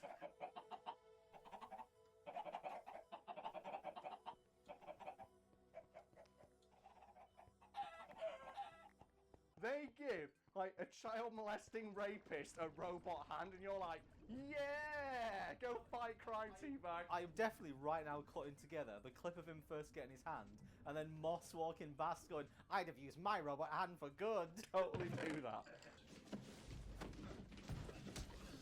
I'd have used my robot hand for good. So how is Pinhead different from those other slasher icons? Unlike Jason Voorhees, Michael Myers, Freddy Krueger, Leatherface, he's portrayed as being articulate and well-spoken, more akin to Hannibal Lecter or Dracula. Oh, no tears, please. It's a waste of good suffering. The decision to make Pinhead a well-spoken and articulate villain was a deliberate one on behalf of the movie's creator, who felt that a smart villain was infinitely more scary than a dumb one. So why did he say that a smart villain is scarier than a dumb one? Because a smart villain knows that they're hurting you, and they just don't care.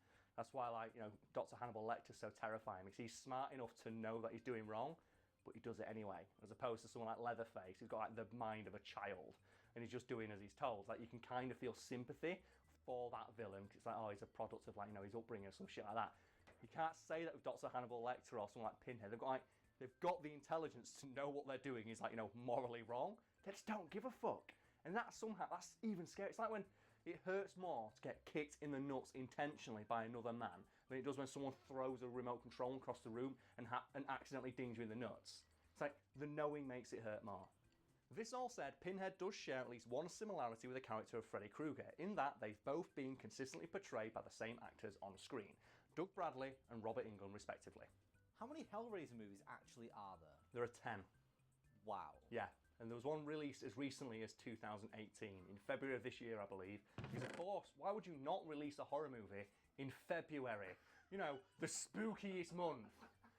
That's how bad it is. And understandably, Doug Bradley is not in that movie, and he's not in the one before that, which I believe was made in about 3 weeks because they were going to lose the rights to the Hellraiser name, which is always a good sign. And they asked Doug Bradley to be in it, and he went, nah. Fuck it, I don't want to be in this one, it looks like shit.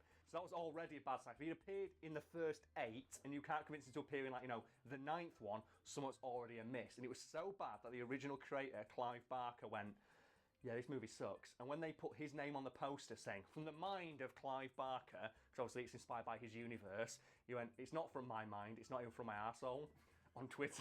And then the 10th one, they asked Doug Bradley again, come back, play Pinhead, and he went, no.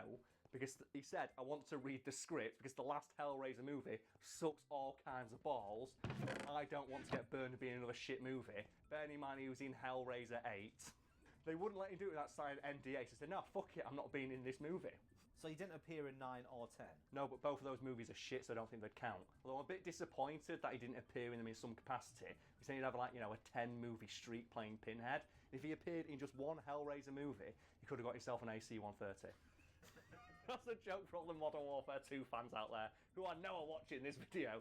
Oh, then again, if he had Hardline, he could have done it in the 10. Oh, he could have done it in 10, couldn't he? Thing is, though, what, you know, perk setup in Modern Warfare 2 would Pinhead use? Because I think we all know, like, Michael Myers, Jason Voorhees, and Leatherface would all use Commando Pro, because they're all melee weapon users, aren't they? It'd also make them so much... Because the distance you cover with Commando... How deadly Michael Myers, Freddy Krueger... No, Freddy Krueger, does he stab people? He does various things. He'd probably use Ninja and, like, Scrambler and that shit, wouldn't he? No, but the thing is, Pinhead, though, he'd have one-man army and Danger Close. He'd be that dickhead with a noob tube firing it across the map, because he's got, like, all the Cenobites on his team, hasn't he? He's that dickhead. He'd be the guy who's in, like, the MLG clan who plays, like, all the other, like, top-level people. Because he'd have all these Cenobites on his team. And then he's got the team of Michael Myers, Freddy Krueger, Jason Voorhees and Leatherface all running around like dickheads with Commando Pro on, just jumping off buildings, doing 360s and just doing 40-foot knife stabs. Getting back to Pinhead, understandably after appearing in 8 of these fucking movies, Doug Bradley got kinda good at applying the iconic Pinhead makeup.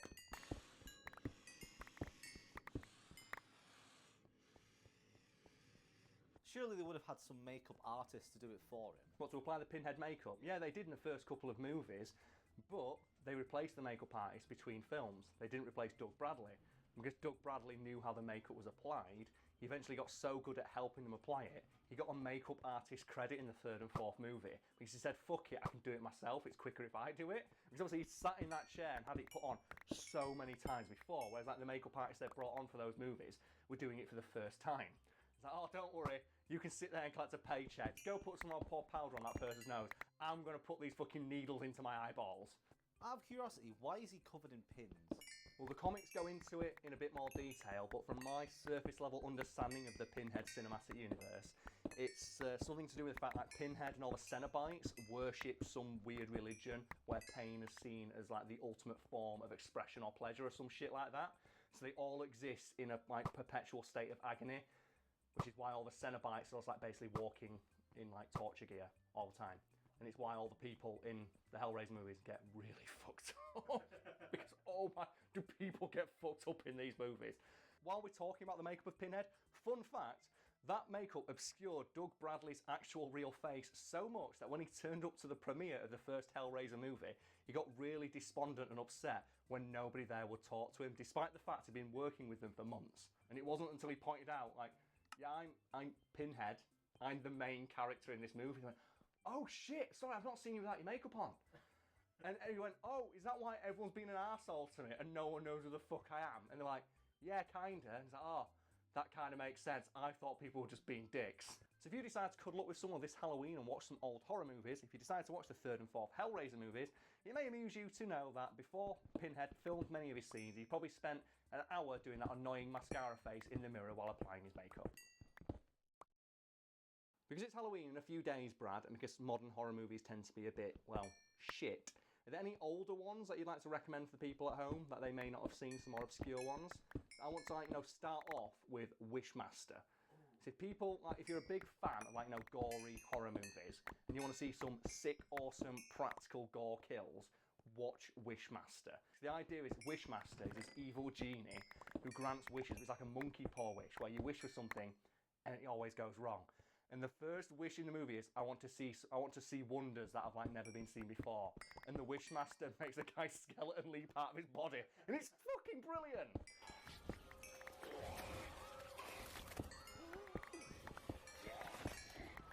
Is there any movies like that you want to recommend? Well, when I was a kid, I remember one of the movies I was always scared of. We called it The Stairs on Fire. No, that's the title. No, that's not the title. I'm really pissed off. The actual title is The Changeling. I think they might have remade it and it was shit, but the original Changeling was one of those ones where your mum puts it on for Halloween because she likes it, even though you're too young to watch it. Yeah. And I always remember getting really creeped out by that.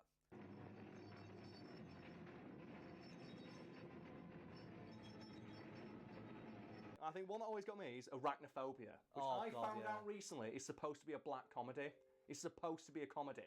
And it's terrifying, because I'm scared of spiders. If you're scared of spiders, watch Arachnophobia, or don't.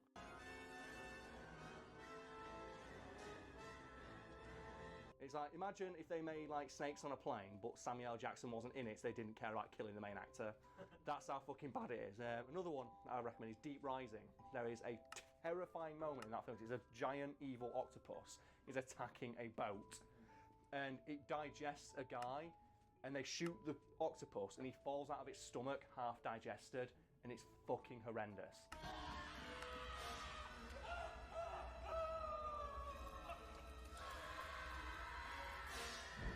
I recommend the film Virus, which is about an evil space virus that gets beamed down via a satellite and turns a ship full of Russians into evil, like, goo robots. It's cool, watch it.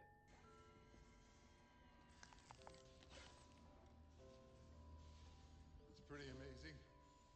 There was no head and all. I'd like to recommend, there's a film called Session 9. And there's two reasons for this. One, I believe it was inspiration for one of the Silent Hill games. Okay. But two, because David Caruso is in it in one of his only other roles aside from Horatio. Don't forget about Rambo. And Rambo, he's in the first Rambo. He gets his shit rocked by Rambo. And he's also, what's that one where he's silent? It's Hudson Hawk. He's in Hudson Hawk as a mute. In Session 9, there is one clip where someone says something to him, and as this person's walking away, the camera cuts to David Caruso and he says, "Hey, fuck you. And as he says, the camera pulls in on his face. You know what? I feel like that's the clip we should end on today. There we go. Hey, fuck you.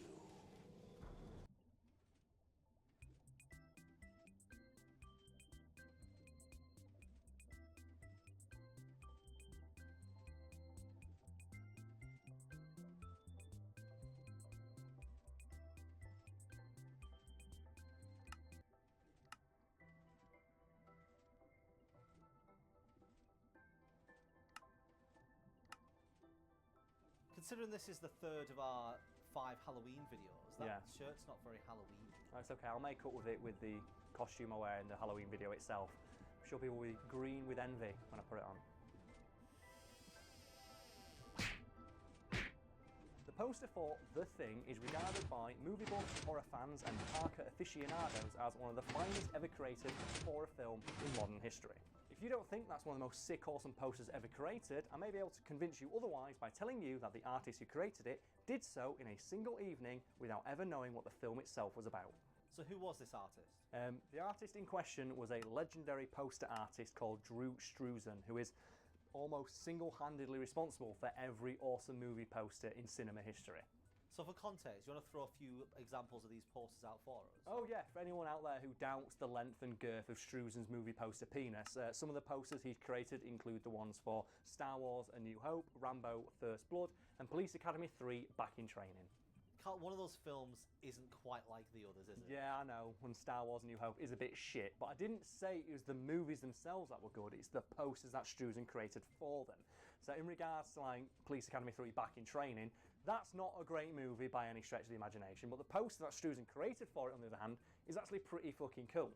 I don't know about you, Brad, but I miss when movie posters used to be just a piece of kick-ass artwork tangentially related to the film itself that could stand on its own merits instead of just like, you know, a collection of actors' heads photoshopped randomly into a background of something.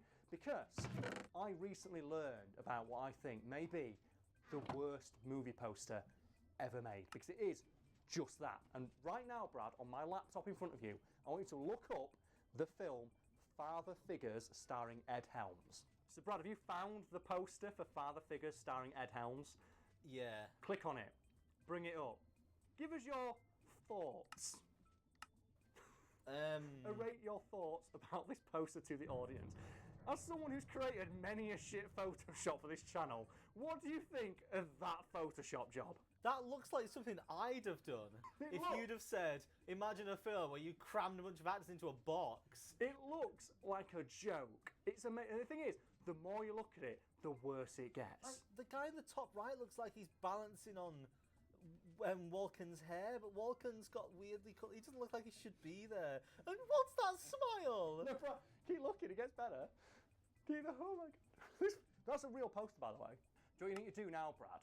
Take the 4 worst heads and put one in each corner of the screen, and as this video continues, make them all grow larger and make them come towards me, because this is a Halloween episode, so it's got to be spooky. Yeah, I see. Let's do that. Right, now let's get back to talking about Drew Struzan's poster for The Thing. Now, Struzan is famous in the industry for his ability to create posters in a very short period of time, usually being able to condense the entire creative process for making a poster for a movie down to just a couple of weeks. However, even Struzan's impressive ability to fart out content on demand was challenged when he received a call from a panicked executive telling him, yeah, we've got a movie coming out soon and we don't have a poster for it, we need one tomorrow, can you do it? I'm assuming the movie we're talking about here was The Thing. Yes, yes it was. Struzan, always keen to test his skills, told the executive, I'll of course make you a poster and I'll have it for you by tomorrow. So if you only got a day to make a poster for a film, yeah, you need details to put on the poster. Oh yeah, naturally. Yeah, so obviously, did they give him any details about the plot? No. What about the people who were in it? No. What about the location? No. So what did they tell him? They told him it was a remake of Thing from Another World.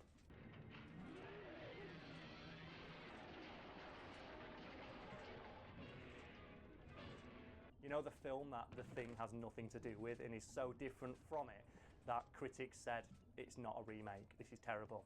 Because, oh yeah, The Thing, despite being credited as one of, like, you know, the greatest horror movies of all time, was savaged by critics upon its release. Do you know why I love that in regards to The Thing specifically? Why? One of the things that John Carpenter genuinely credits as being a reason for The Thing failing in cinemas is the fact that E.T. was released the week before.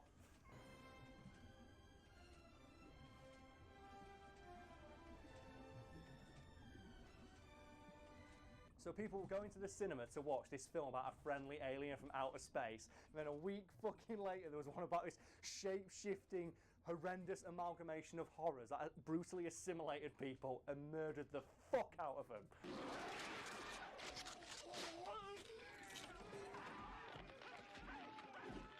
So I think to this day, John Carpenter's like, man, I hate E.T. E.T. fucked over my movie. If The Thing wasn't appreciated in its time, do you reckon in like 50 years' time, people will be looking back on Father Figures and talking about how much of a masterpiece it is and how great the poster That poster is avant-garde. What we don't realise now, like, we are actually witnessing the accidental creation of high art. Like, many years down the line, posters like that are going to be like on people's walls, like ones for like Alien and The Thing. People are going to look at them and go, that's a fucking poster. These guys were on the bleeding edge of what art can be. So we just talked about how Drew Struzan was given a single line of direction about the poster for The Thing, and that was, it's a remake of sorts of Thing from Another World. But fuck that noise. What about is that, you know, those people who told Struzan about the film actually told him about the film. Do you think we've got a better poster or a worse one? I think we got a worse one. I get the feeling that you give them too many details and it would have been too detailed. You see, they're trying to put all those details in. But I'm just now thinking, what about if like the director had been like me and been like, man, Kurt Russell's beard's amazing in that movie, and he just sent a single line of direction, beard, just beard. Like Struzan's like, okay, send me like, what's the film about? And the guy ends just beard. What do you mean beard? Beard. Or how about if like the guy trying to give Struzan an idea what the film's about, and only seen like one scene, like, you know, the blood test scene. And he tries to describe Struzan, well, a guy stabs some blood. She's like, okay, yeah, and the blood is alive. So a man fights blood. And then he draws a poster that ends up being, miraculously, the final deleted scene from Blade 1. If people don't know about this, I'm talking about it. So the original ending for Blade 1 is that Deacon Frost turns into a CGI blood tornado.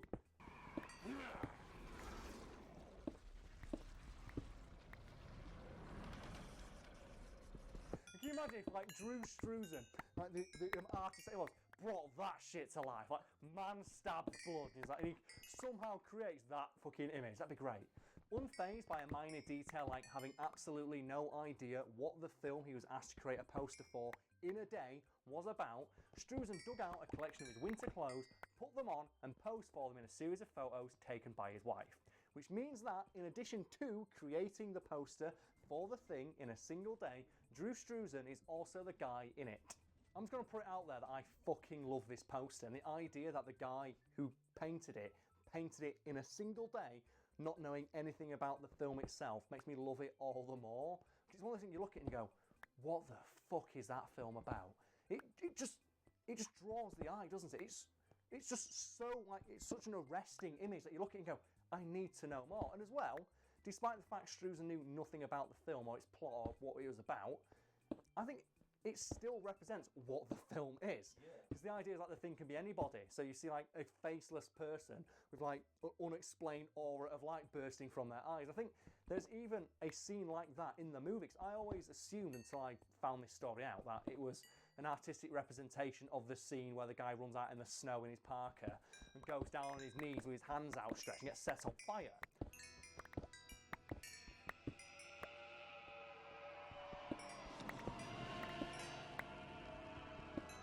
I thought, oh, it's an artistic representation of that. And it's not.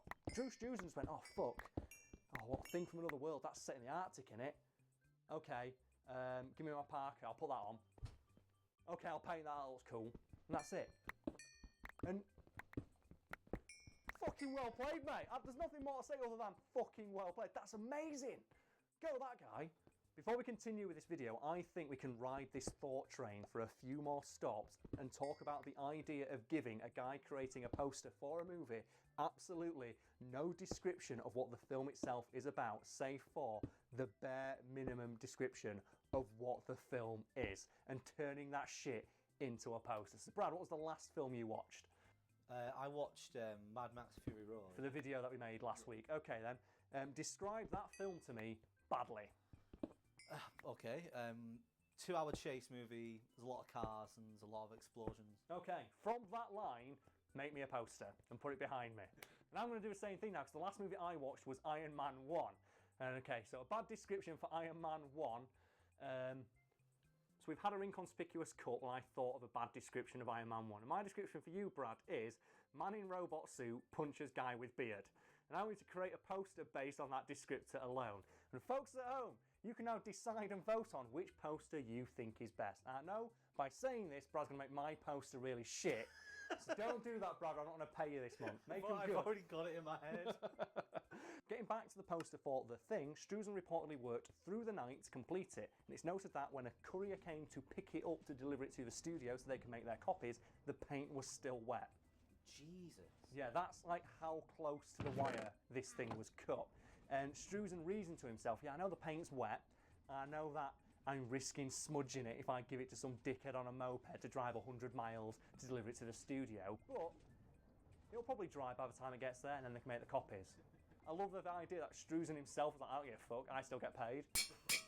It's not my fault the studio gave me a fucking day to do this, is it? If it turns out shit, that's their problem, not mine. And then it ends up looking sick awesome. Oh man, that feels so good. It feels so good. Oh, it's so cool. Thanks, Struzan. You keep doing you. Actually, no, is he still alive? Brad, check if he's still alive. When you fact check his video. Yeah. If he's still alive, use that previous take. If he's not, you did you, Struzan. You did good. Bye. Since this video was about The Thing, but we didn't really have much of a chance to talk about The Thing, which is one of my favourite movies, let's talk more about The Thing now, and the fact that they were going to make a sequel as recently as 10 years ago. And the reason I mention this is because they came up with the best explanation for why the actors in it had aged 30 fucking years. Because the idea for a sequel was for a helicopter to pick up MacReady and Childs and take them to another place to ask them what the fuck happened, and the Thing escapes again. But obviously, if your film is starting 10 minutes after the first one ended, and there's been a 30-year gap between then, how do you explain how Kurt Russell's aged 40 fucking years? And you know what they were going to do? What? They were going to say, oh yeah, Kurt Russell was so frostbitten that his face got all fucked up. And that's amazing to me. The idea of how are we going to explain that the actor is 40 years older? He aged 40 years in 10 minutes. Oh yeah, his face just got fucked up from the cold and it's all frostbitten and it's all scarred and weathered and that shit. I honestly thought you were going to say stress. That is the most... That is, to be fair, I can't imagine a situation more stressful than a evil alien dickhole might brutally assimilate me and make me fart out my intestines. That's a stressful fucking work environment right there. Do you want to know as well one of the main reasons I'm sad that they didn't make that sequel? What? Other than the fact that I love The Thing and I love to see John Carpenter make another one, is the fact that explanation they wouldn't have had to do it for Keith David, because Keith David still looks alright. Keith David still looks fine. That guy's still killing it at his age, man. He looks way better than Kurt Russell, because obviously black don't crack. And I'd love to see that explanation in the film. It's oh yeah, R.J. MacReady's face got all fucked up. And it's apparently Childs was fine. He must have worn 4 balaclavas or some shit, because he looks great. They don't need to come up with some bullshit explanation, because all they need to do is call Marvel and be like, hey, you know that de-aging stuff you used on Kurt Russell? They have de-aged Kurt Russell in a movie, haven't they? And it looked great in Guardians of the Galaxy 2. They could make this movie and they wouldn't have to come up with the bullshit explanation of, just Kurt Russell's character just fucking took it in the face for 4 hours straight from Jack Frost. No, you can say, no, de-age that shit. Bring them all back. You just see behind the scenes shots of Kurt Russell there covered in dots, and then Keith David stood next to him with nothing. It's behind the scenes where you see Kurt Russell scowling with all the fucking CGI dots on his face, and Keith David's just there.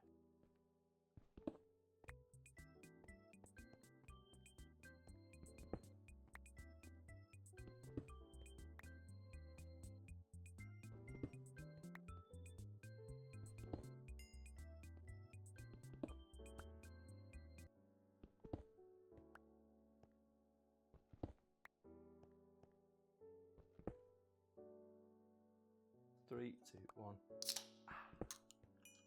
Send us free stuff, Coke. That stuff we said about Pepsi in the last few videos, that's all lies, man. It's all you, baby. The 2011 prequel to The Thing is a movie that bombed hard at the box office and the T-1000 into a pool full of mercury. A fact many attributed to the film's atrocious CGI, an element that was added later in production and, as it turns out, for the most stupid fucking reason ever. So fans of the channel must have watched The Thing by now. Yes, we've talked about it a lot and it's one of my personal favourite movies of all time. If you've not seen it, it's famous for its practical effects because I think it's Rob Bottin worked in that movie and the story is he is a special effects fucking wizard. He's the guy who made the RoboCop suit. If you know, I think he did all the extra background stuff in the cantina scene of Star Wars, and I believe he also played the tallest guy in the cantina band. And he's quite a private person, but you can tell in the few interviews he's given about The Thing, like he fucking loves his job. He's just one of those people where just like his enthusiasm just shines through. Like he fucking loved making these weird, horrible creatures, and that's why he works so hard. I want you to make The Thing. Right, and I went, oh my god, this is fantastic. Before we get on to a little bit further on, what's your favourite? The practical effects in the film. I think it's the dog thing, because I watched it with I watched the director's commentary on The Thing a while back, and it was pointed out by I think Rob Bottin or John Carpenter that all the little details that he put in that no one noticed. And I watched it, and they say, oh yeah, if you look, it opens like a flower, and if you pay attention, that instead of petals, it has tongues. It's the dog tongues. Oh. Yeah. And that to me is amazing because it means that effort was put in. Like even like he could have just made it look like this disgusting monstrosity. No, thought and care went into what it would look like. That's my favourite form of The Thing. But in terms of the practical effects, I think my favourite one in the film is the one because it's known as the effect that no one could figure out how they did it. And that's when you know it's a fucking good effect. And it's where R.J. McCready, like Kurt Russell, he puts the hot needle into the blood and it just leaps out of the sky. If you watch the scene back, you'll notice that Kurt Russell's hand doesn't move, and that's because it's a fake hand. Oh. It's a fake hand with like, all the mechanism hidden in the hand, but it's framed in such a way that it looks real. And because they keep cutting back to it, you don't notice. Well, I think the only effect in the movie that doesn't really hold up is the shot immediately after that is the dummy shot of the guy who like, gets his head caught in the thing and they swing it around. It's like, oh god. If that shot wasn't in the movie, I'd say it's close to perfect.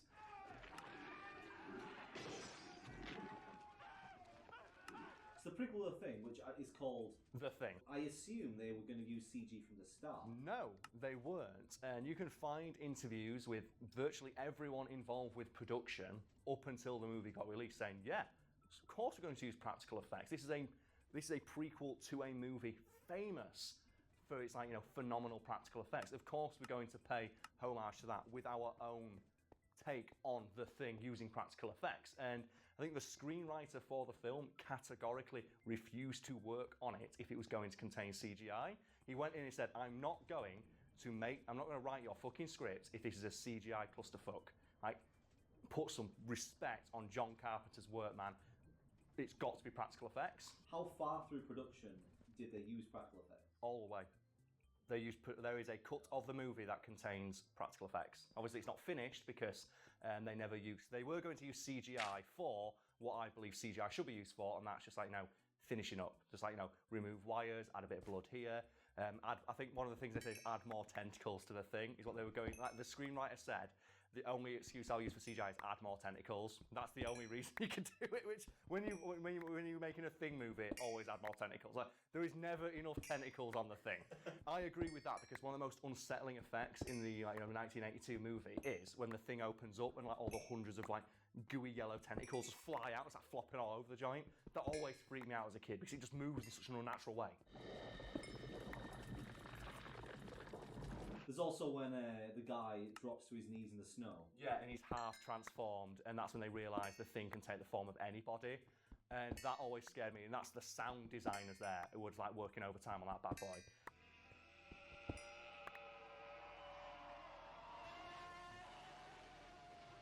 If we're going to talk about that, there is one example that I want you to put into, maybe you've not seen it, people might not have, is the film Annihilation. There is a famous scene in Annihilation where it's the idea is like there's a weird orb and animals are getting like basically stuck together. And there's a scene in that movie where there's a bear that is half joined with a human, and it has like a human skull on it. And it comes in, and you can hear the person inside it screaming the entire time it's on screen.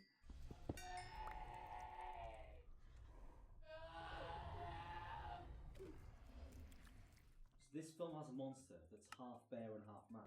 Yeah. What if it was also half pig? You just ruined it. You made it not cool. God damn it. Man Bear Pig is very real, and he most certainly exists. I'm Cereal. So a full practical cut of this film does exist? Somewhere out there, yes. Does that mean that, like, throughout the entire production, everybody was like, the CG was never an intention for the creature? No, and everybody working on the film, from like the actors all the way up to, like I said, the screenwriter, the director, initially, and the producers, were like, yeah, of course it's going to be practical effects. Like, The Thing is, it's a classic. Of course, we've got to pay as much respect to this thing as we can. And I think the best example of, like, that respect being shown is the fact that originally it was going to be a remake of the 1982 one, but no one wanted to touch it. And I think someone working on it said, well, why would you remake The Thing? It's pretty much close to perfect. That would be like drawing a mustache on the Mona Lisa. Because they said, we can't do a sequel because the sequel ruins the ending. So we can't do a remake, so we can only really make a prequel. You get to see the explanation for how, when they go to the research base and you find it destroyed, how did it get like this? And that's what the people working on the movie were most intrigued by. So they went, yeah, you know the ending, everybody fucking dies, but have you ever wondered, like, where did the axe in the wall come from? Which is a famous one. So if people don't know the story of The Thing, quickly, it's a evil alien Arctic research base, and the prequel is the people who found the alien originally. Because in the original Thing, 1982 one, they go to this burned out base and go, what the fuck happened here? And then the Thing attacks them. And then the prequel is, oh god, here's what happened. Everything just went wrong forever. And what they did is they watched the movie and went through it with a fine-tooth comb and noted every single thing in that movie. Okay, make note of that. We've got to explain where that comes from. And they had pictures of the original movie all around set to ensure absolute consistency between the two. So who was responsible for the practical effects that would have been in the prequel? That would be Amalgamated Dynamics, who were, like everybody fucking else working on the movie, like, that movie is a classic. Half of us do this for a living because we watched that movie as a kid and thought it was baller as fuck. We are going to try our hardest to, make our own version of The Thing that looks halfway as good as what they managed to pull off in the fucking 80s. We are going to use the full extent of, the technological advances we've made in the 30 years since that movie came out to really show people what The Thing can do.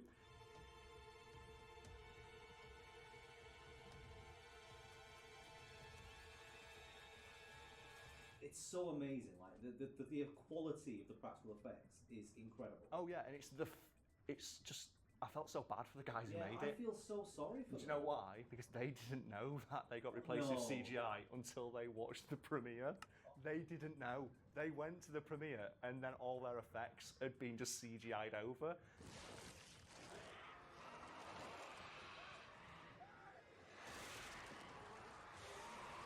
So you're probably thinking, if every single person involved with the production was on board with practical effects, why does the movie have CGI in it? Well, that's because the studio didn't like the practical effects. Of course, yeah, it was studio fucking interference strikes again.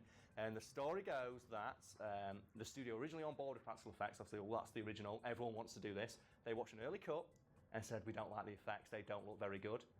And then the director, and this is amazing, had an interview where he had to defend the decision to replace all the effects with CGI, and you can tell that he's sat there like contemplating, do I really want my paycheck this much? And he goes, yeah, we've got to use CGI now, and I kind of have to agree with the studio, because the effects made the movie look like it was made in the 80s. That was the fucking point! I was waiting for your reaction on that one, because that, for me, is the most brilliant fucking excuse. Like, this is a prequel to a movie made in the 80s, and we want to ensure absolute consistency between the two. And the leading complaint from the studio is it looks too much like an 80s movie. It's a prequel to an 80s movie. And here's where things get amazing, because, as I said, there was a practical cut of the movie. The movie was pretty much done. The only thing they needed to do was use CGI to add more tentacles and, remove some wires and just, add a few things here and there. to finish off the movie, and this is the version the studio saw, and they said, no, use CGI to replace everything. And because all the practical effects were done, what the company they brought in to fix the movie with CGI did is just CGI'd over the practical effects, which is why they ended up looking so bad.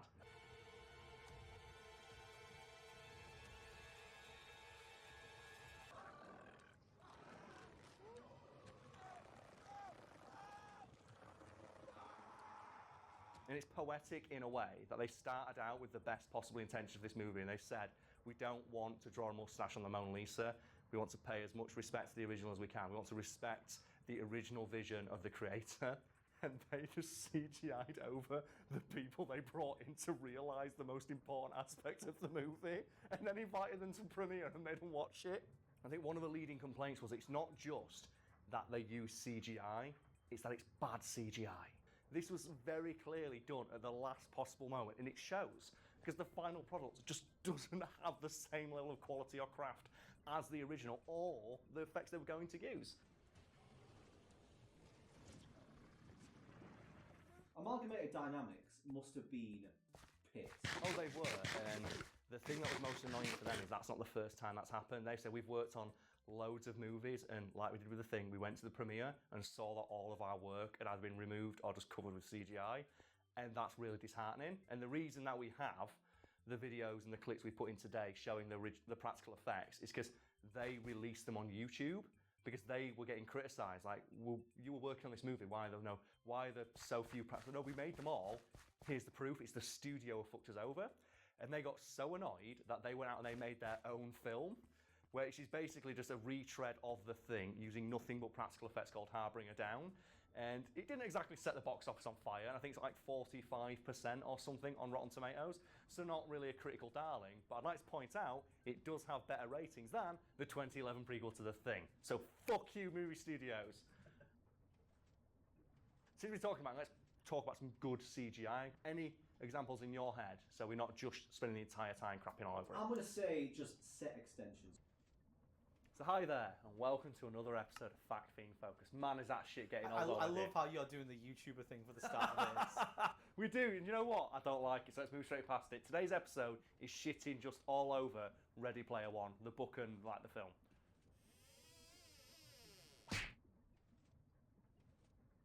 I feel like this is going to be quite a divisive episode for anyone watching, because like, there's a lot of people that are huge fans of Ready Player One. Like, the whole reason it got made into a movie is because people love the book. Because those people are idiots, as I'm about to explain. So don't worry about it. Anyone who's still angry at me for not liking Ready Player One and shitting on it at the end of this is just a person with no media literacy. And then, you know what? Their opinion on this matter is not one I care to entertain. So let's get straight into it. And would you rather start, Brad, with the book or the movie? I've read the book, and we've both seen the movie, but you haven't read the book.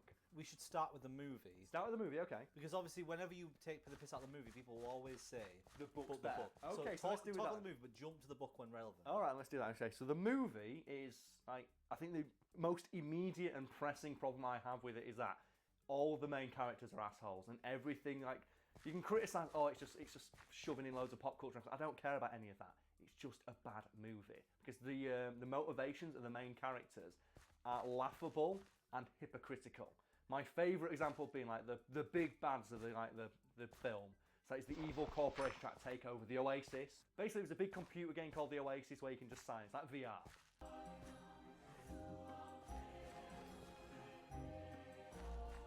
This is the Oasis.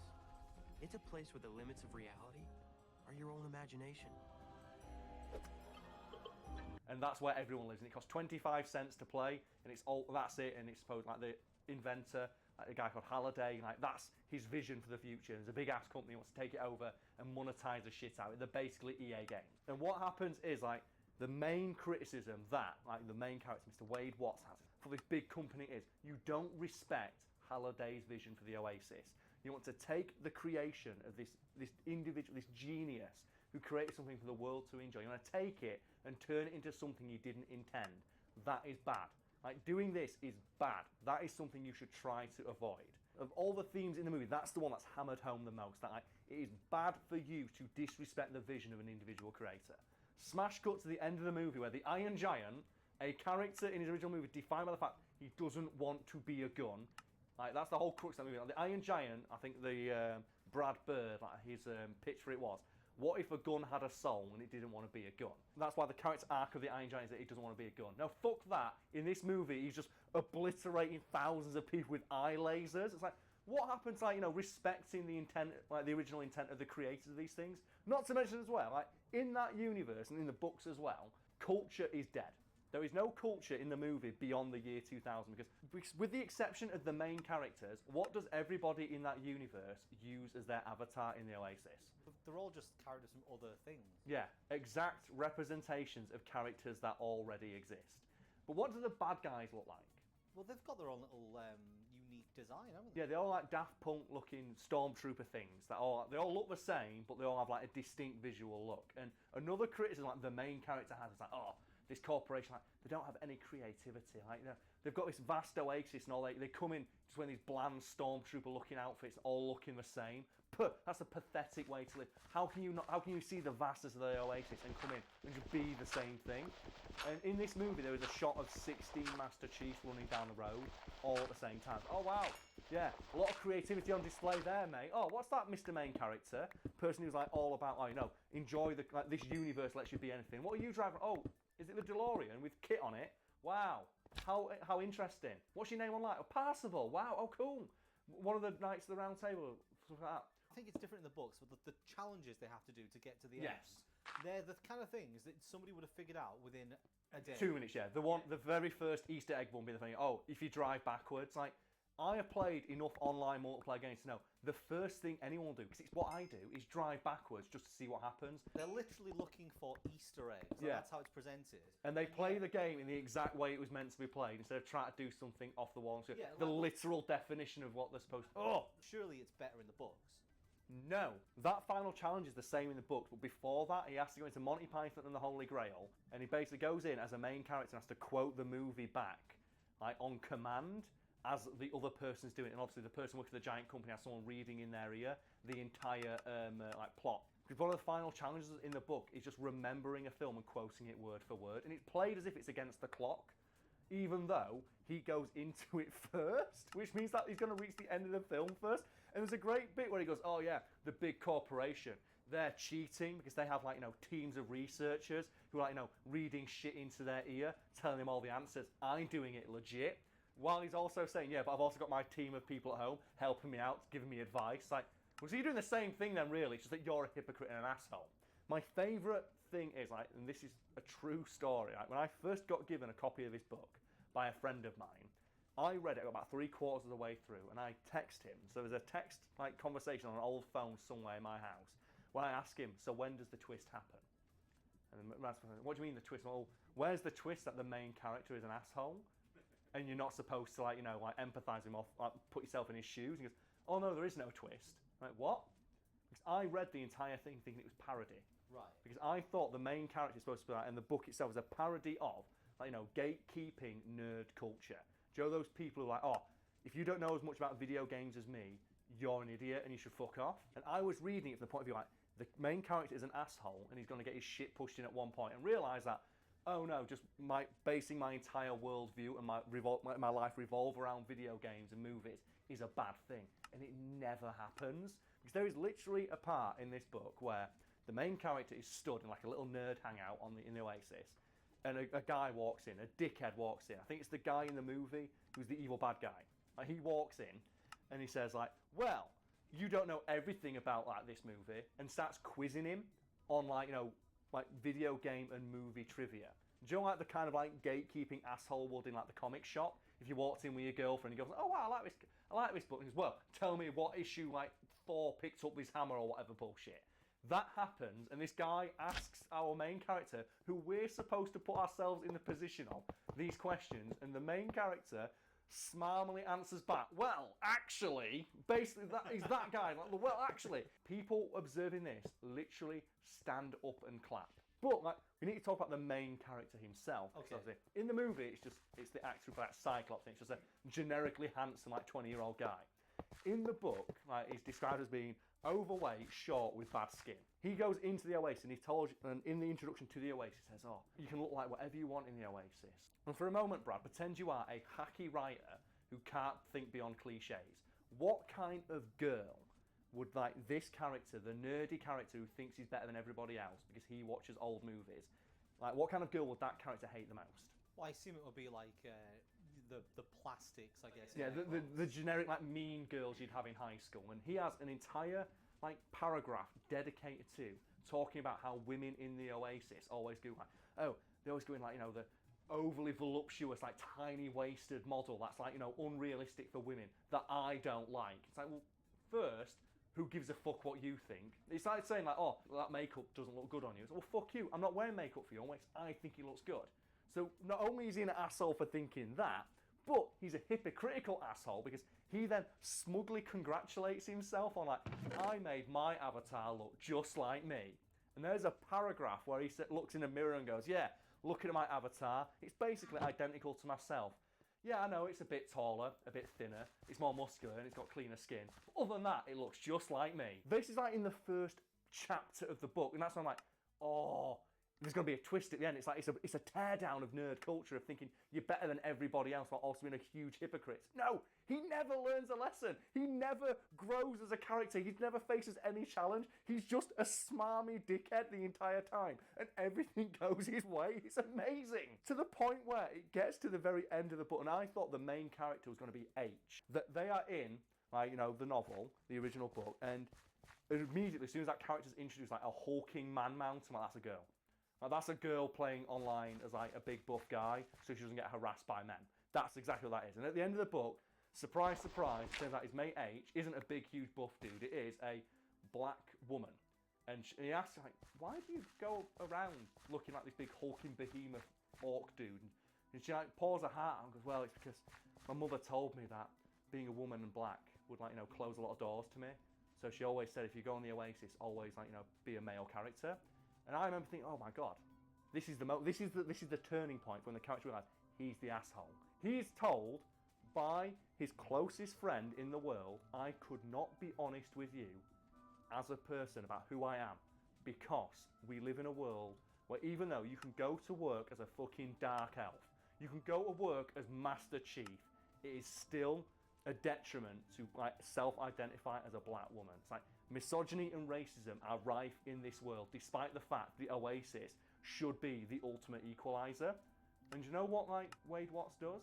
He says, well, it's okay, I forgive you for lying to me, it's okay, and completely ignores the fact that his closest friend in the world couldn't be honest with who they are to him. And we have to talk about the fact as well, like, you know, the girl in the movie, she's got the little scar on her face. She had the same thing in the books, but it's described like the reason he gets so attracted to her character was she's the only woman he ever sees walking around who uses, I think, like a realistic body type for a female character. So she goes around and says she's more plump than the other girls, I think is the word he uses.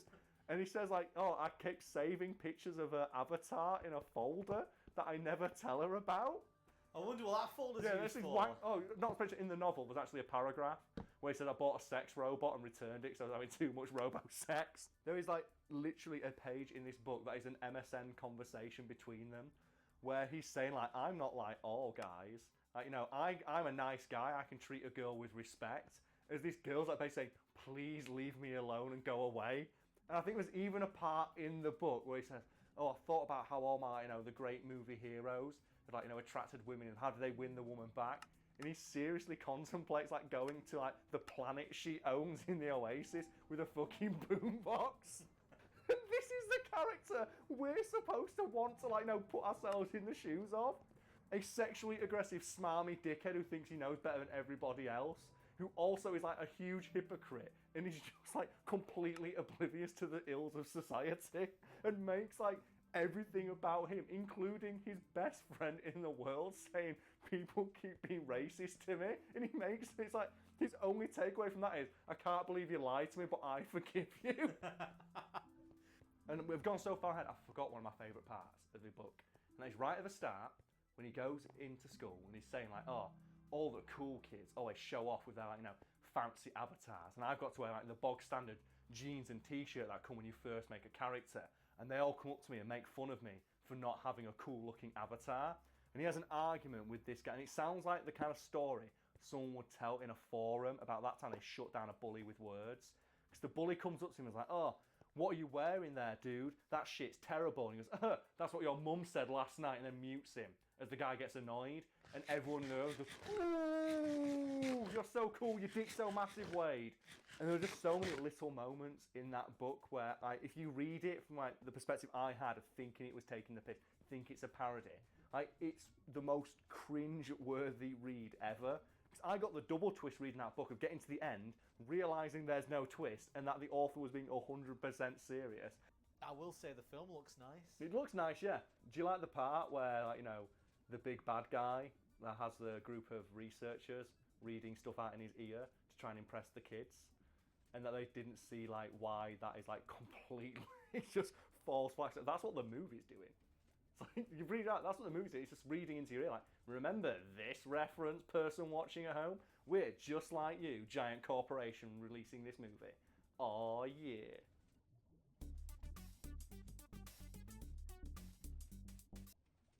Go on, do your YouTuber intro. Oh, so hi there, and welcome to another episode of Fact Theme Focus. And today we're going to talk about the edgiest edgelords who've ever edged before.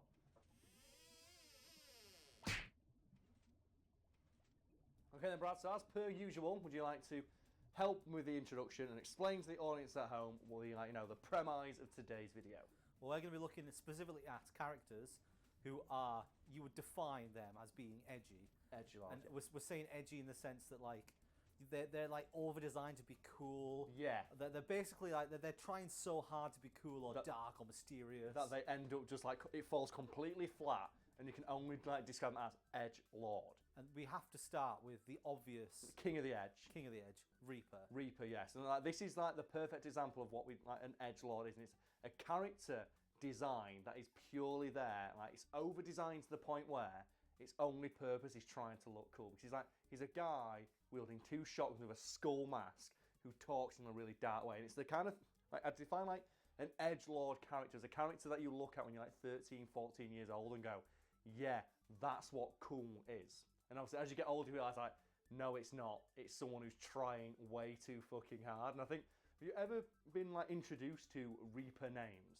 The Twitter profile. You showed me it. Right, and if people don't, it was a laugh. Go look it up. And it's basically, it's like, oh, here are like win screens for Overwatch where Reaper wins the game, but it shows like the names of the people who play Reaper, and it's like, oh, God King Sniper 420. It's like, Feel My Wrath XX Snipe 69, and they're all so fucking bad. But I think that sums up like the kind of person who thinks Reaper is cool. It's like, oh yeah, it's the person who thinks like skulls and the Grim Reaper and scythes and fire is awesome. And it's like the height of awesome. It's like, well, it's not. It's kind of like, you know, overplayed and really lame and lazy, I would say, because most of the characters we're about to discuss look exactly like Reaper. And it's like, it's always black, accentuated with a colour, usually red.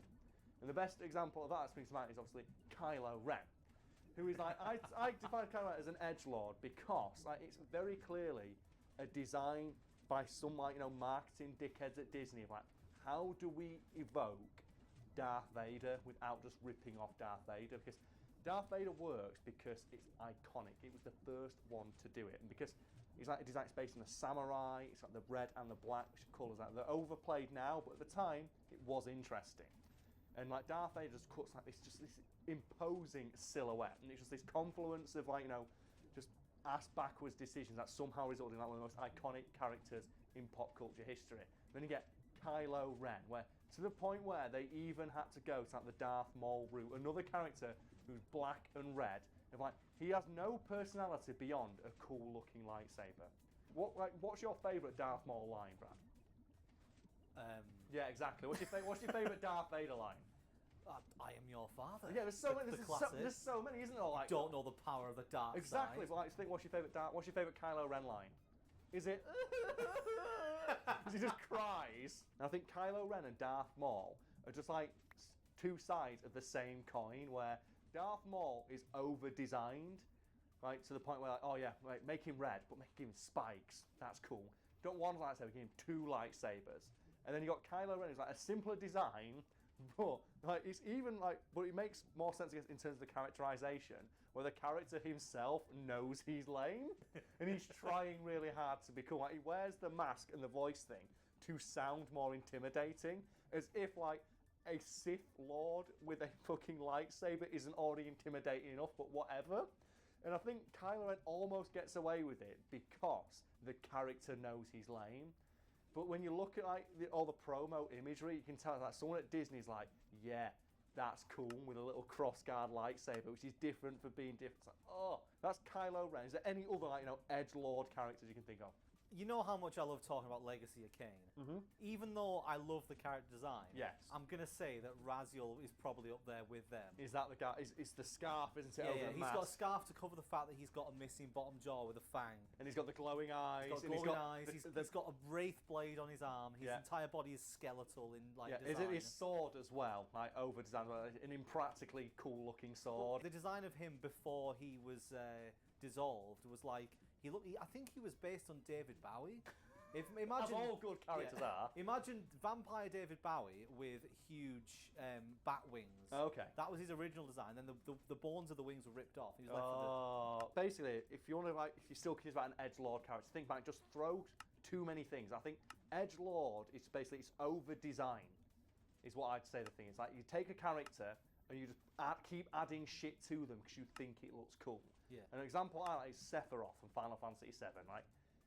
He's like you'd say the character is a bit lame now because he's been overplayed. But originally, I like the design of Sephiroth. It's long black coat, long white hair, very long sword. It's like, yeah, a bit overdone now, but you know what? Simple, clean.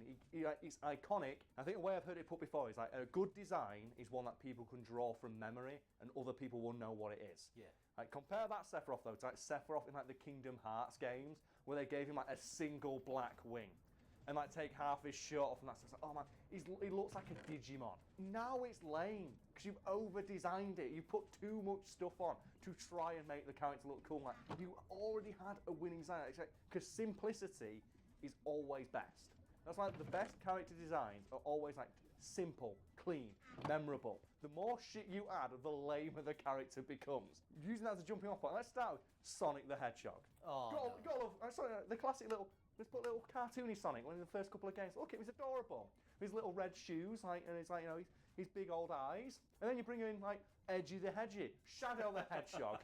And again, notice the prevailing colour scheme of black with red accents, which is just so fucking lazy. Edgy the Hedgy still cracks me up. And the worst bit about Shadow though is that they gave him a gun. Oh yeah. And that's why, and he even rides in a low rider. A great way I've heard it put is like, if you try and make a character cool, they will almost immediately become lame. So when you break down what being cool is, it's counterculture. It's going against the grain of what is like in or like, acceptable at that moment and making it your own. Like the big pompadour haircuts in the 50s and the leather jackets, or riding around in souped-up cars in the 2000s and all that kind of thing. But because obviously it's a snapshot, it's a reflection of culture at that time, it immediately becomes dated the moment you move on. Which is why I love, like, not only is he got Edgy the Hedgy, but Sonic the Hedgehog himself in his later iterations. Because Sega's just been trying to chase, like, oh no, why was this character popular? Because he wasn't Mario.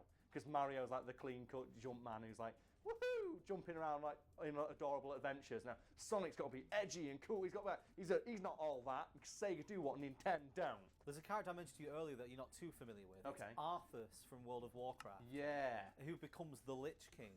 And he's like considered to be the edgiest character I think in that universe because he's basically. Let me guess. Giant, impractically huge sword that isn't like a clean design. It's like got multiple spikes and stuff on it.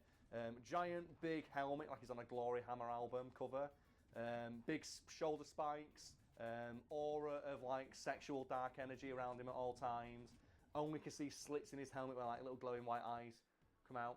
You're almost exactly right. Yeah, because I just thought of like what is the most try-hard armor design I can think of.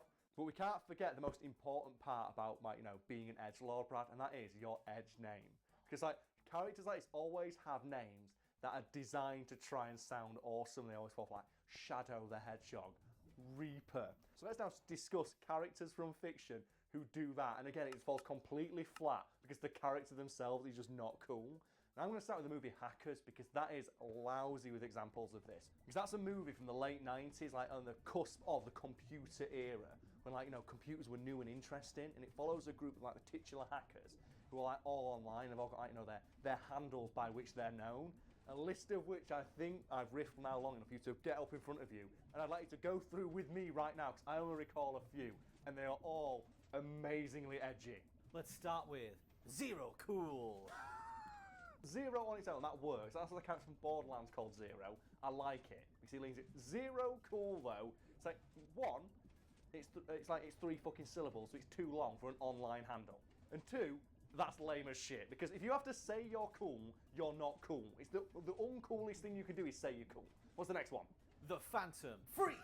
But freak spelled with a PH. Again, it's over-designed now in terms of like the letters you're putting on a fucking screen. The Phantom works, Freak works, Phantom Freak works.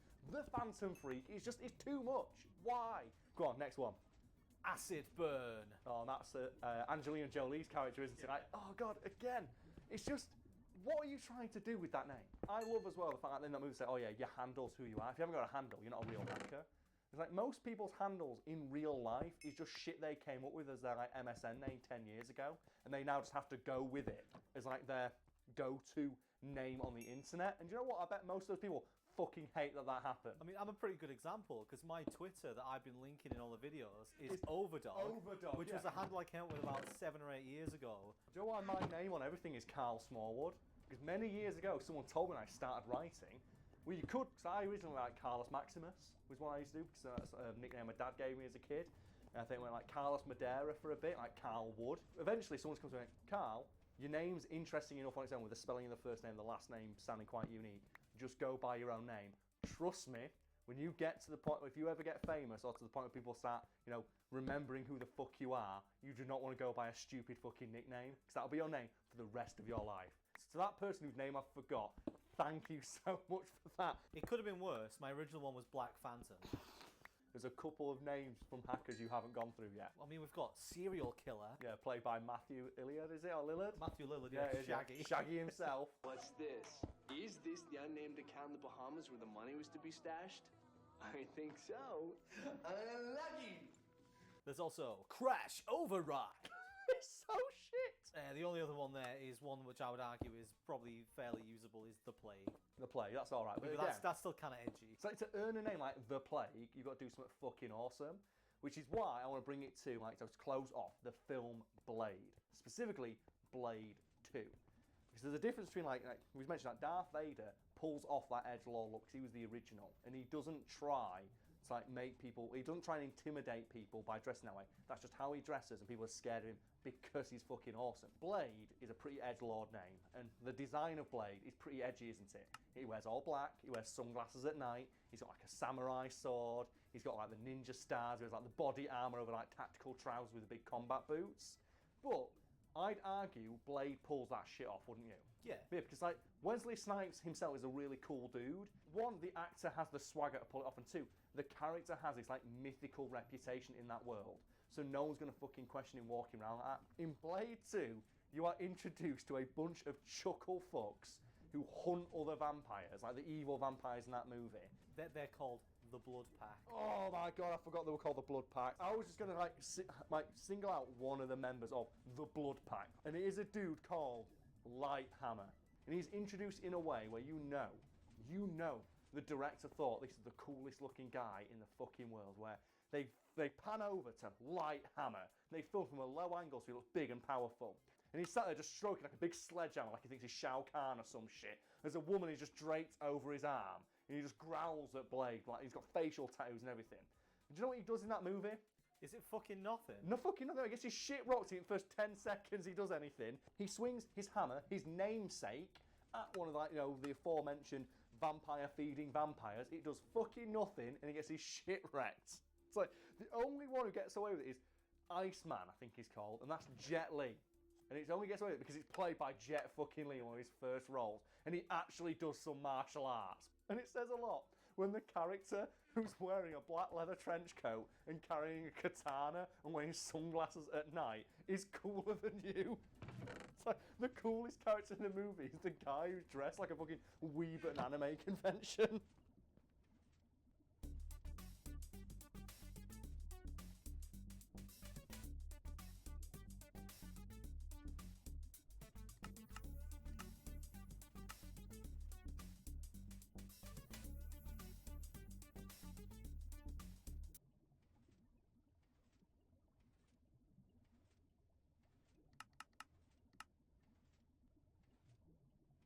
So hi there, welcome to another episode of Fact Theme Focus, and today we're talking about side characters or plot lines that should have been the entire fucking show. Also, yes, we're drinking in this one.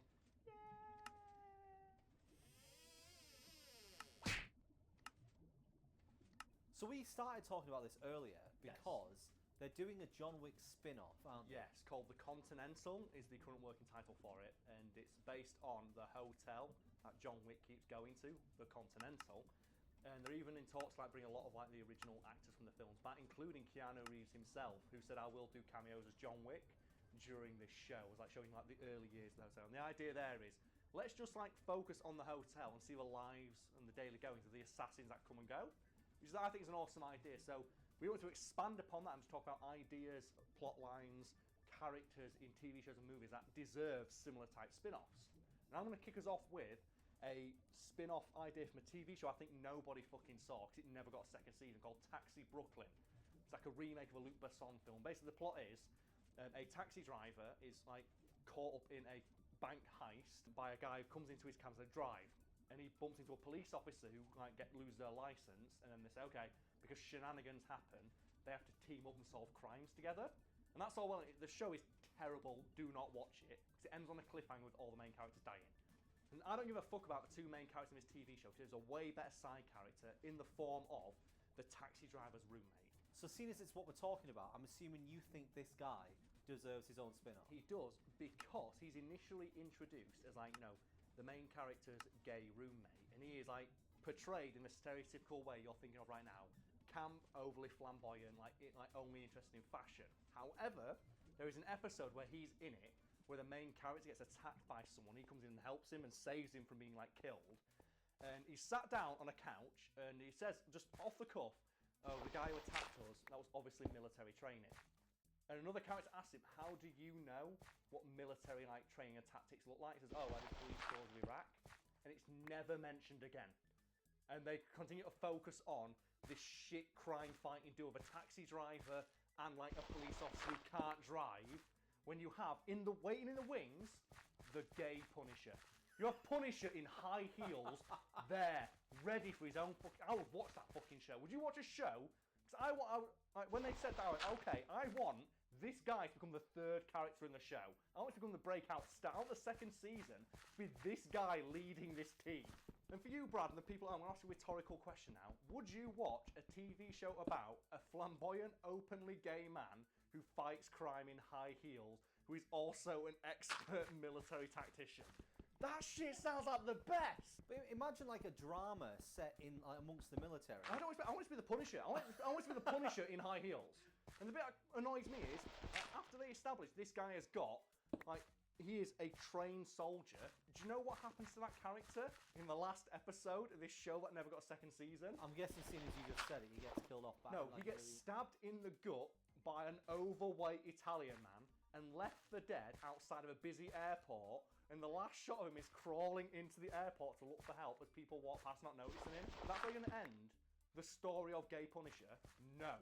Not in my fucking book. So Brad, in that vein, maybe think of a more popular movie, something people actually saw that's right for a spin-off that never happened. Well, I know one of the common ones in this is the opening of Wolverine Origins. Yeah. The thing is, it would have been a better Wolverine movie if it had been a Wolverine TV show. I will watch a TV show, because if people have not seen Wolverine Origins, the opening montage is Wolverine and Sabretooth fighting in every major war leading up to the Vietnam War. So they fight the American Civil War, I think, World War I, World War II. And it's like, I would watch, like, you know, a series where every episode is Wolverine and Sabretooth in a different period of history. It could be Mr. Ben. It could be Mr. Ben with Wolverine. It could be, I want to see Wolverine's globe-trotting adventures. See, we know he goes fucking everywhere. We know he's lived for like 200 years. People think, oh, make it like, you know, like an action thriller. No, make it a kid show. Make it an educational kid show. It's like, so Wolverine and Sabretooth, where are we going to hear a story about next? Okay, I'm going to tell you the story of. Make it like Horrible Histories. So you want to turn Wolverine into season 1 of Doctor Who? No, the educational time travel. I want to turn Wolverine into Horrible Histories. And I want Wolverine showing us all the nitty-gritty of World War I. As he just stumbled around the battlefield drunkenly stabbing people in the chest with his fist knives. Like, you could turn it into anything. You could turn it into like a drama. You could turn it into like, it could be an action show. It could be, like, you know, educational. It could be a comedy with kids. The possibilities are endless. And what do we get instead? Wolverine with dumb CGI claws punching a fire escape. Yeah, that's what I want. I don't want to see Wolverine and, like, you know, Sabretooth punching Nazis. No, I want to see Wolverine, like, fighting the Blob. But sticking with the World War II theme, okay, I'm going to say the Transformers. And apparently, like, as recently as, like, 3 days ago, so to date this video, the Bayformers are dead. It's like a representative from Paramount went, oh yeah, Bumblebee is the start of a new franchise. Oh. So, like, Michael Bay's Transformers are dead. But in the last night, I think they have, like, a throwaway scene where they show Transformers fighting during World War II. I think Anthony Hopkins, oh yeah, during World War II the Transformers helped out, but they also fought against us. So in that universe, we have a movie that never got made and will now never get made of Nazi Decepticons getting curb stomped by Optimus Prime and his friends. And I want to see that movie because, like, what is Bumblebee, Brad, in, like, you know, the original comics? And the TV show? He's a Beetle. And who made the Volkswagen Beetle? Was it Germany? Nazi Germany, yeah. Apparently, like, the story is like Hitler wanted a car for the people, so Volkswagen made the Beetle. Something that you never see in advertising. So but imagine Bumblebee being the hero of a World War II, like, you know, epic starring Transformers. Because then you have the car that Hitler thought would be the car of the people actively fighting against him. And the ending of the film could be Bumblebee suplexing Adolf Hitler off the Reichstag as all the, like, Decepticons just cry. I know when they made that movie, because I think they went to the house that Winston Churchill grew up in or something like that, and they used it as, like, a Nazi base. They put, like, swastikas all over it. And people complain, but you know what? Fuck it. Michael Bay has already shit off. He's already shit over enough stuff. Let him handle World War II. Fuck it. Like, World War II. A time period when there were explosions. You know what? Fuck it. Just let I want to see. Like, you know what? Unleash Michael Bay. Just let Michael Bay go Super Saiyan and just absolutely shit all over World War II and show him what World War II doing with Transformers involved. Because you know what? It would be a glorious clusterfuck of a movie.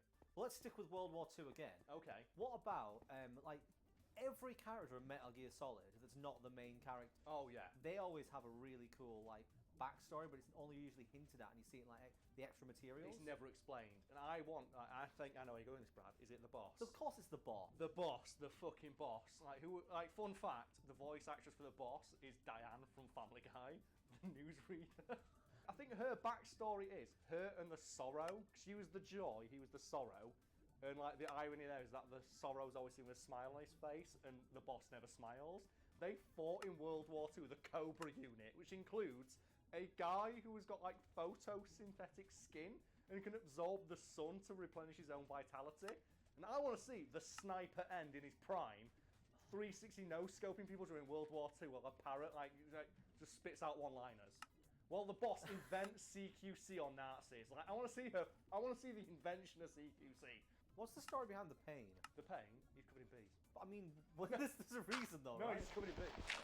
I mean, we'll talk about MGS1 and Foxhound as well. Like, oh, yeah, those Grey guys. Fox. Yeah. What was Grey Fox doing this time? What was Raiden doing from between Metal Gear Solid 2 and Metal Gear Solid 4 when he turned into a fucking robot? It's like, oh yeah, Metal Gear Solid 2 is a guy who's going around doing cartwheel kicks to people and, like, you know, shooting seagulls. Metal Gear Solid 4, he's breakdancing so hard robots explode. But let's stick kind with the World War II theme and go to this. No, through World War II. Star Wars. The Right. Stormtroopers, Yeah. obviously a direct parallel to, like, you know, World War II. Like, because they literally had soldiers in that called the Stormtroopers. But do you know that scene in Force Awakens when Kylo Ren throws, like, an epic bitch fit and you get the two Stormtroopers who walk up and just go, nope, fuck this. Like, imagine for a moment that the camera didn't cut and it just followed those Stormtroopers to where they went. And what I'm now pitching for you, Brad, is a spin-off TV show that's like Cheers, that's set in the break room for Stormtroopers, where they just talk about what everyone's doing that day. So I'm now imagining entire episodes of this show that revolve around minor plot points in later films. Like, during Kylo Ren takes his shirt off, I imagine, like, same way a Stormtrooper walked up and turned around, a Stormtrooper saw it and went, holy shit, guys, I've just seen Kylo Ren with his shirt off. That guy is jacked. Like, no, he's not. No, he's not. Oh, you see, he's such a dweeb with that. It's like, no, seriously, the guy's jacked as balls. And then Kylo Ren walks in.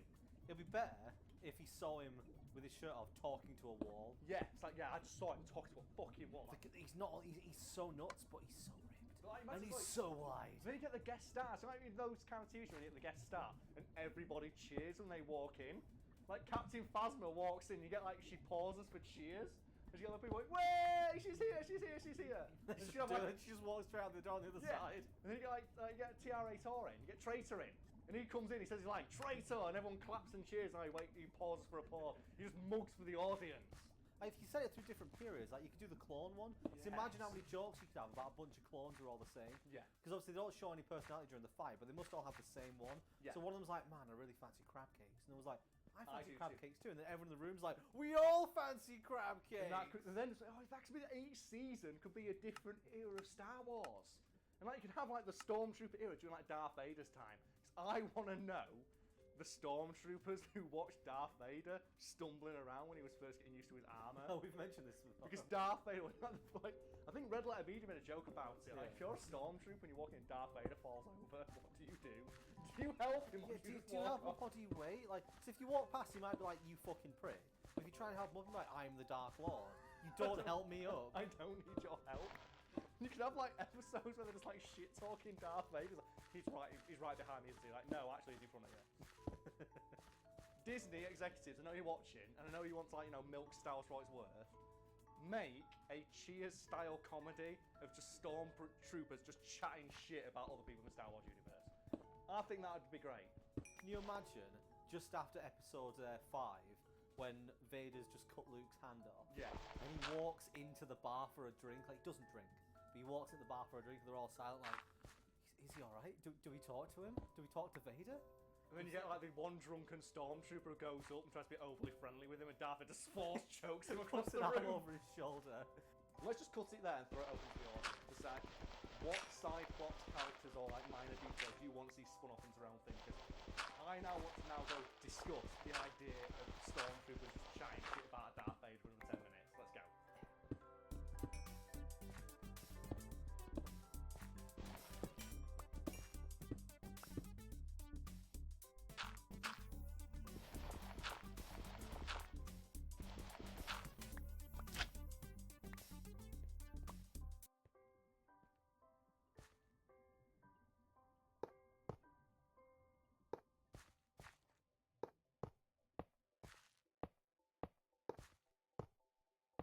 So hi there. Hello and welcome to this week's Fact Fuck's Fiend. sake, right, yeah, it's Fact Fiend Focus, we're back and it's Robocop. Bell end. Also, I cut my nails so I get off my fucking can of pop. Oh, no drinking for this one. Robocop gets me hyping off. Okay, so Brad, as per usual, would you like to explain to the wonderful people at home what the topic of today's video is specifically? Well, anyone who's watched a lot of videos on the channel will know that Carl fucking loves Robocop. We're just going to do a focus for Carl. And the audience. That's for Carl. To talk about the hidden meanings and depth in Robocop that people who watched it initially didn't realise. Yeah, and this includes both just like casual viewers of movies and fucking movie critics, because you watched the movie yesterday in preparation for this video, correct? I watched 1, 2, 3 and the reboot, Carl. So you watched Robocop yesterday for the purpose of this video. We might mention the sequels, you never know. Maybe the reboot if we get into it. From talking to me, you've noticed some of those little hidden details, but even just as a casual fan of Robocop and action movies, can you believe that when that movie was released, people thought it was 100% serious? No. For anyone who doesn't know what we mean by that, the film is 100% satire, as evidenced by all of the satirical elements contained therein, such as the one that you mentioned before we started filming, the cutaways that they have throughout the original 3 Robocop movies.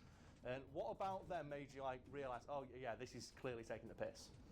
Because they're just so like over the top and daft. Yeah, it is a hyper-exaggerated version of the world. Like, for example, the idea of Robocop itself is so ridiculous. I can't believe people like took it seriously. Like, critics at the time thought, oh, it's a dumb action movie. Why would anyone watch this? And even Paul Verhoeven, the director originally, wrote off the entire fucking movie as a joke when he read the title for the film, Robocop. I'm not directing this piece of shit. I'm Paul Verhoeven. And the story goes, his wife literally pulled the draft of the script out of the trash, read it and went, Paul, I think there's some depth here that a skilled director can uncover, like you. And he went back and he read it and went, oh, it's not just a dumb action movie. Like, the name RoboCop belies a lot of depth in the movie. Like, this is a struggle for a man to like assert himself when he's trapped inside a robotic body. A robot cop, as it were. And just so many people thought it was serious, including critics. Like, and this might be my educational background making me sound like an elitist arsehole, but I am so baffled that that's the case. Because the opening of the movie, Brad, what happens at the opening of the movie? He goes in a big car chase in which he leans out of a window while firing 2 pistols at once from about that far away from an army of guys with shotguns who open fire on the windscreen while missing. And compare that to like 5 minutes later in the movie when Alex J. Murphy is just getting torn apart by those same shotguns. Like, that opening scene would be the ending, the penultimate action scene of another, like, of a generic action movie, which is what people thought RoboCop was. Because it shows the hero just completely immune to all bullets in the world, firing 2 guns in the most inefficient manner possible. I don't understand how people can watch that scene and not realise there's something about this that's not meant to be taken seriously. Yeah, like the fact you have a guy at point blank range firing a shotgun into the windscreen of the car and missing. The purpose of that scene is to make you think that Alex J. Murphy is invincible. He is the traditional invincible action hero man that you see in a generic action movie, which is why the surprise of him getting blown to bits 5 minutes later is so visceral. The main character of action movies in the 80s did not get his head blown off by a guy with glasses and a shit haircut. And again, like, let's speak about Clarence Boddicker, the guy who like eliminates Alex J. Murphy. What do you think of his design? I mean, he looks like a villain. He looks like a villain, yeah, but specifically, did he, like, you know, evoke the imagery of anyone in particular to you? Just think about his glasses, his little round glasses, little bald head. It's Heinrich Himmler. Is that who it's supposed to be? Yeah. He's like, they gave him glasses to like make him look more like Heinrich Himmler, you know, the guy who was a big old Nazi. And again, people thought this film was serious. We've talked so much about RoboCop in the past that a lot of these things that I never noticed now, watching back through yesterday, I've seen. Yeah. Like the whole idea of him being an allegory for Jesus. Yeah, when you know to look out for them. That sounds really stupid. There's no Jesus allegory in RoboCop, Carl. Shut up. No, go watch the movie back or watch the scenes we're going to put in and see that, oh look, here's a scene of RoboCop walking on water. Like, think about it, Alex Murphy dies and is resurrected a few days later, comes back and murders everybody. I'm sure if they retold the Bible today, that is what Jesus would do. Just Robo-Christ. Oh man, that'd be amazing. That's basically what it is. And again, like, critics at the time didn't notice this, and I have got serious doubts in the ability of those critics to review movies if they look at a guy walking on water after being resurrected and say there's no imagery here. There's no deeper meaning behind this. It's so fucking obvious. There is so much cool shit people don't notice on a first watch of this film. Like, what would you like to have me talk about the depth and like hidden intricacies of now? What about the suit? The story behind the suit is it's made by Rob Bottin, who was the guy who did most of the practical effects for The Thing and a couple of the movies that we've talked about before. And the original actor slated to play RoboCop was one Arnold Schwarzenegger, which would have been fucking awesome. But Arnold Schwarzenegger is a very big man, and they said, well, if we put him inside the suit, it's going to look stupid. He's going to look like Arnold Schwarzenegger with bits of plastic bolted to him. What we need is a thin man who we can put inside, so he looks like a man trapped inside a robotic body. So they only got Peter Weller. The story behind the suit is that Peter Weller could not fucking move in that suit. He took like Tai Chi and yoga classes because he wanted to make it move really smoothly. He wanted RoboCop to move like the Terminator with like efficiency in mind. But the suit was so shit and so bulky, he had to change the way he moved to be more deliberate and clunky, which I think was a genius move because it makes RoboCop more believable as a robot. And there were a few things that Peter Weller literally could not do, such as walk downstairs or get in a car, which is why during that movie, fun fact, you will never see RoboCop walk down a flight of stairs like full body, except for in one scene, and you see RoboCop walk like he shit his pants. Because that's how Peter Weller had to walk downstairs. Is that why every single time he gets out of a car, it always shows the foot and then he stand up? Because he can't actually get out of the car. No, because when Peter Weller was driving the RoboCop, he'd wear the top half of the outfit and then nothing below. He'd just wear a pair of shorts or his underwear. They cut around that by showing like a foot step out of the car and then the top half of his body. Same as he's walking downstairs. They show the top half of RoboCop walk down the stairs and then they show his foot hit the bottom of them. It's like, oh. I would argue that editing is fucking flawless because, Brad, when you were watching the film yesterday, did you suspect at any point that RoboCop wasn't wearing trousers when he was driving that car? I can't say I did. Exactly, Brad, because that's how you edit around a fucking practical effect. fuck you, every Hollywood action movie from like the past 10, 15 years who don't know how to do that shit. Well, to compare it to the 2014 reboot, my favourite part of the RoboCop design is when they take off the mask and you see Alex Murphy's face stretched over a metal skeleton. That effect, to me, holds up today and is arguably one of the singular greatest practical effects ever because it is fucking seamless. So for anyone out there who isn't like me and read all the supplementary background material for RoboCop, RoboCop has almost no human parts left. They even make a joke about that side. Morton says, I want full body prosthesis. Like, the face of RoboCop is Alex Murphy's face, and they say in the second one they made it as a gift to Alex Murphy, and the reason they did that is because they said, if we put his brain into a robot body and he looked in a mirror and he didn't see a man staring back at him, his mind would just fucking explode. Because like the human mind is not built to like, you know, just comprehend that. So they put the face, so RoboCop had a human face to look into a mirror and see. And behind that robot face there is no human components whatsoever. It is all robotic. He has a completely indestructible robot skull, and that's why shooting RoboCop in the face doesn't work. And then you compare that to the 2014 reboot where it just looks like Iron Man. It just looks like, it does, doesn't it? It looks like Iron Man. Yeah. Like, even if you like discount the look of the face, just the look of the body in that, there's no like whirring gears. So if you look at the RoboCop design, his elbows are just big gears, and it doesn't look like you could fit a human body inside that, and that's why it works. And then you compare it to the 2014 reboot where you could almost buy it as a robot with like a man's head stuck on top of it if it didn't have the fucking human hand. And do you know the story behind why that's in? 'Cause it's explained in a deleted scene. Yeah, it's because you trust something if it can shake your hand. Yes. If people are wondering, Michael Keaton's character says in that film, give RoboCop a real hand so he can shake someone's hand, so he can put like a human element to this design. And I think that's still stupid because it goes completely against what they say in RoboCop, the original, where Morton says, no, total body's prosthesis. Why the fuck would we save his left arm? It is inefficient and useless. Replace it with a robot hand that can crush a fucking car.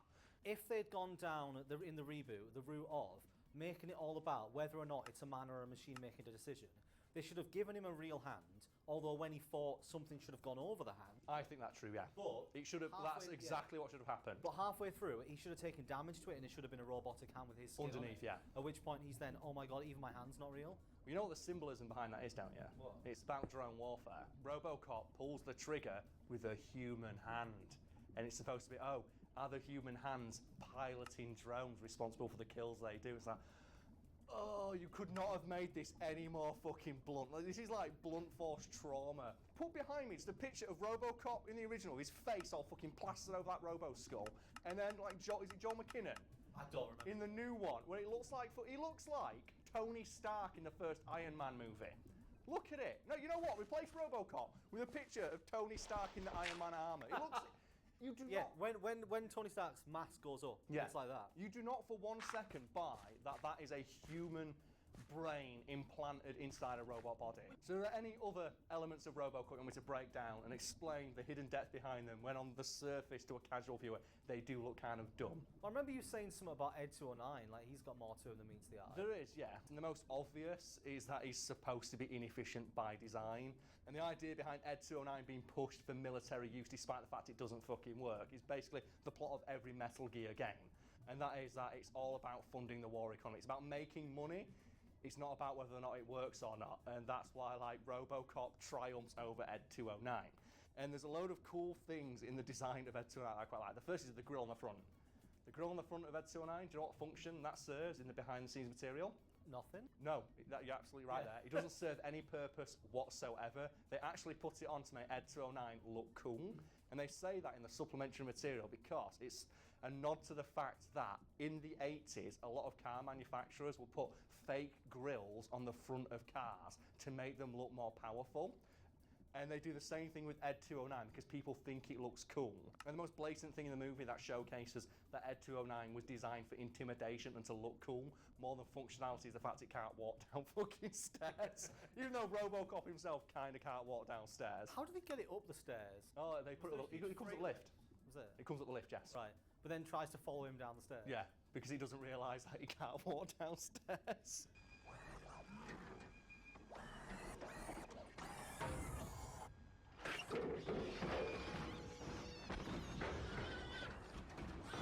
They have that moment unironically in the 2014 reboot when they make RoboCop tactical black.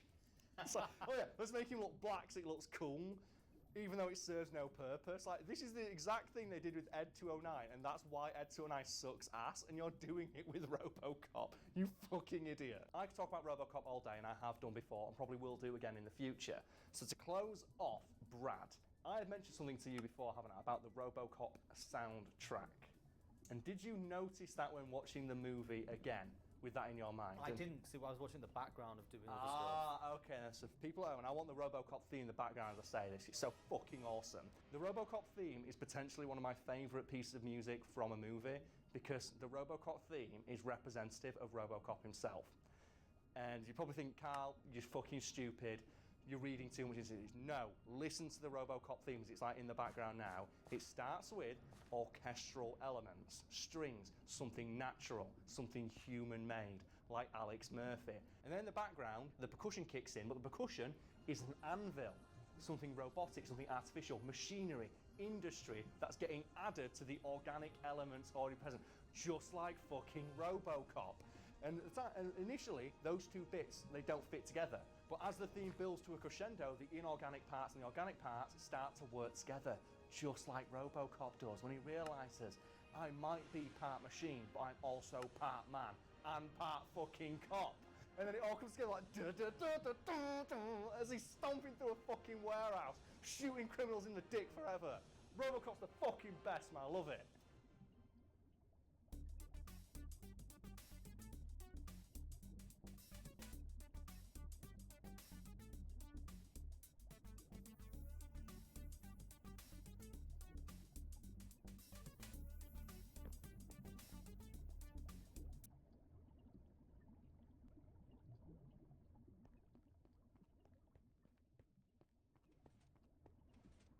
Didn't we do a video about RoboCop quite recently? We did, and now we're going to do another one because RoboCop is awesome. RoboCop is an invincible sentinel of cyborg justice. He's incorruptible, bulletproof, and can shoot a criminal in the dick from about a mile away.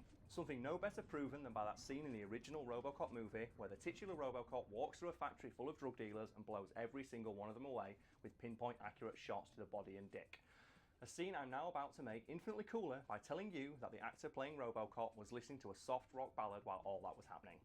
So, as we both know, Yes. literally everybody watching this video will have seen RoboCop. They better have done. If you're a fan of Fact Fiend, you're a fan of RoboCop. But seeing as it's quite an old film, just in case they watched it when it was first released. Like I did, As we even though, both obviously did, yeah. even though it was released before I was born. Yeah. Do you want to maybe explain what's happening in that scene? Well, in that particular scene, RoboCop learns that a big old drug deal's going down, and he decides to bust the fuck in there and get his John Woo on.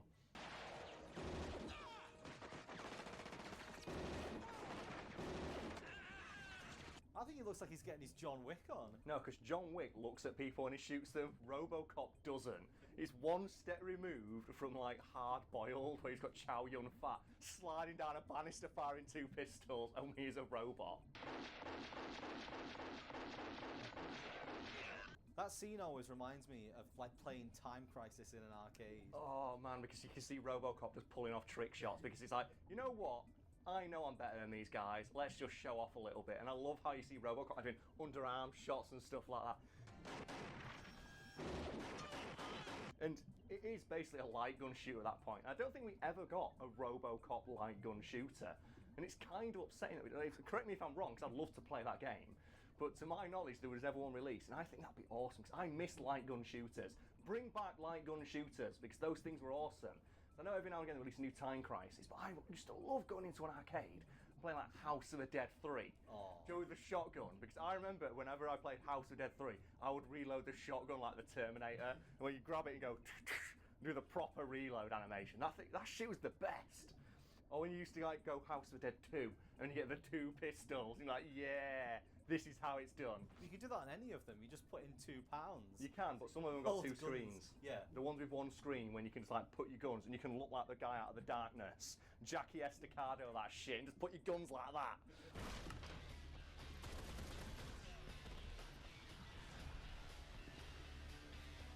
That's awesome. They need to bring out a Darkness light gun shooter as well, where you got 4 guns. How hard do you reckon it'll be to aim that many guns if you had, like, say Goro had a gun in each hand. Goro would be unbeatable at light gun shooters. But you can only aim down one, because he's got to use his eyesight, doesn't he? So you'd have to hold them all in like a line. No, you could just hold them all together and just, like, you know, just basically fire a 4-barrel pistol. Man, Goro would kick so much ass at light gun shooters. Can you just Photoshop, like, Goro with, like, just 4 Time Crisis pistols in his hands for me in the background? And then we can talk about Robocop some more and I can get my tea. So let's go. Robocop kills so many people in that scene. And I love how hilariously easy he seems to find it, as evidenced by the fact he starts doing trick shots halfway through.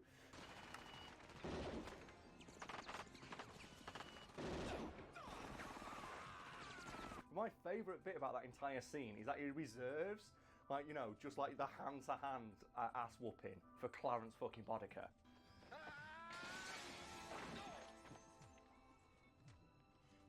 As an aside, for people who might not know this, that scene was actually screened to a bunch of police officers because the producers were genuinely worried that they might object to the content contained therein. But Carl, I don't see anything wrong with that scene. Yeah, it's just a scene of, like, you know, a supposedly perfect robotic police officer viciously violating a criminal's basic human rights by beating him half to death while reading him his Miranda rights. You have the right to remain silent. Anything you say may be used against you. What, like, police officer could ever find fault with that? And that's what the producers thought. Oh shit, if we show a, like, you know, quote-unquote perfect police officer beating a criminal in this manner while reading his rights, they might think that's a bit crass. So they screened an early cut of Robocop to a bunch of police officers. And I believe after the fact they handed out a few questionnaires to ask these police officers, like, what specifically they thought of the scene, and police officers loved it. And I think one of the quotes is, I might be misremembering this, you might have to track it down, is, oh, it's really great to see Robocop doing something we can't. And that's a quote on sticking people's minds, you know, while next time you see a story in the news about police brutality, that police in the 80s saw Robocop beating a criminal half to death and got semi-chubs on thinking about, oh man, I'd love it if I could do that to criminals. That's kind of terrifying, that, isn't it? That actual police officers were, like, rubbing their knees going, yeah, fucking beat that criminal Robocop. And I get it, we as an audience who aren't police officers see that and go, oh yeah, that's Robocop getting his revenge on the guy who killed him. But for a police officer to go, oh man, it's so good to see a police officer just violate the basic tenet of the justice system to beat the shit out of this F3AR_cryptis. Come on, guys, don't say that out loud. Don't let Paul Verhoeven hear you say that. Oh, so yeah, that scene made it in with no cuts. Because they thought, oh wow, if police officers don't mind Robocop just fucking this guy's shit up, we'll put it in.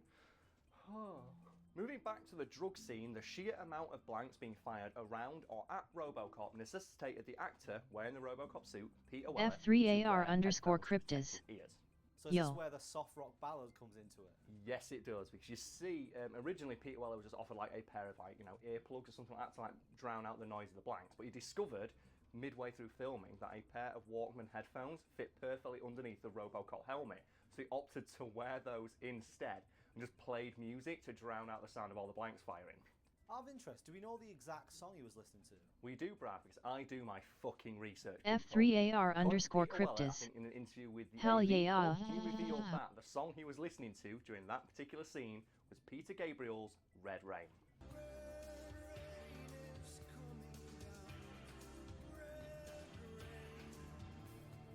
You can probably guess what I'm going to ask you to do now, can't you, Brad?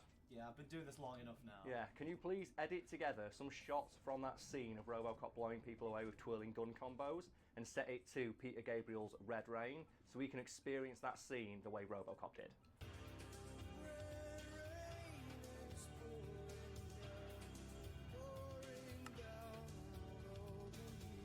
So this story on its own is pretty amazing, but I remember when I first heard it thinking what that means for the Robocop universe. So I remember finding myself thinking, does Robocop play music when he's doing this? Because obviously, I mentioned, those headphones fit underneath the Robocop helmet, and in the Robocop movie, we see that helmet can be removed, and you can see like Alex Murphy's face and ears underneath it.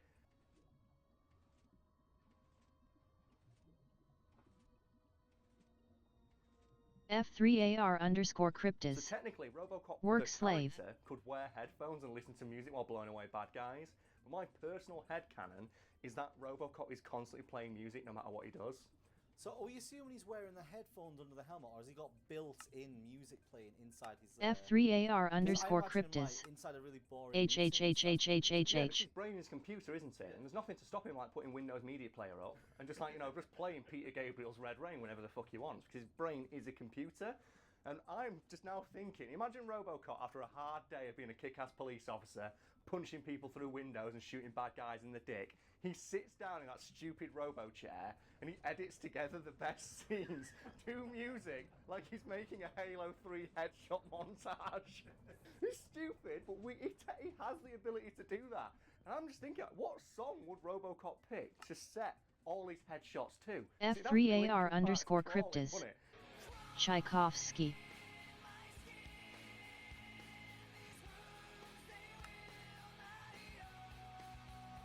Do you reckon he'd have loads of subs who are like interested in the fighting videos, and then he does the occasional one where he's like making dinner and everyone's like, fuck off? Yeah, he accidentally uploads when he's like, you know, just going to a meeting, filling in paperwork.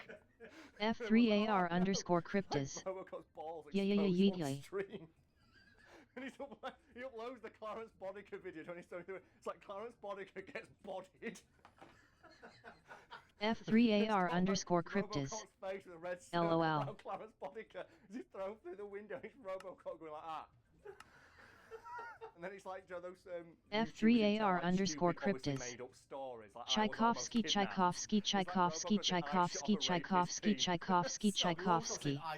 got shot to death.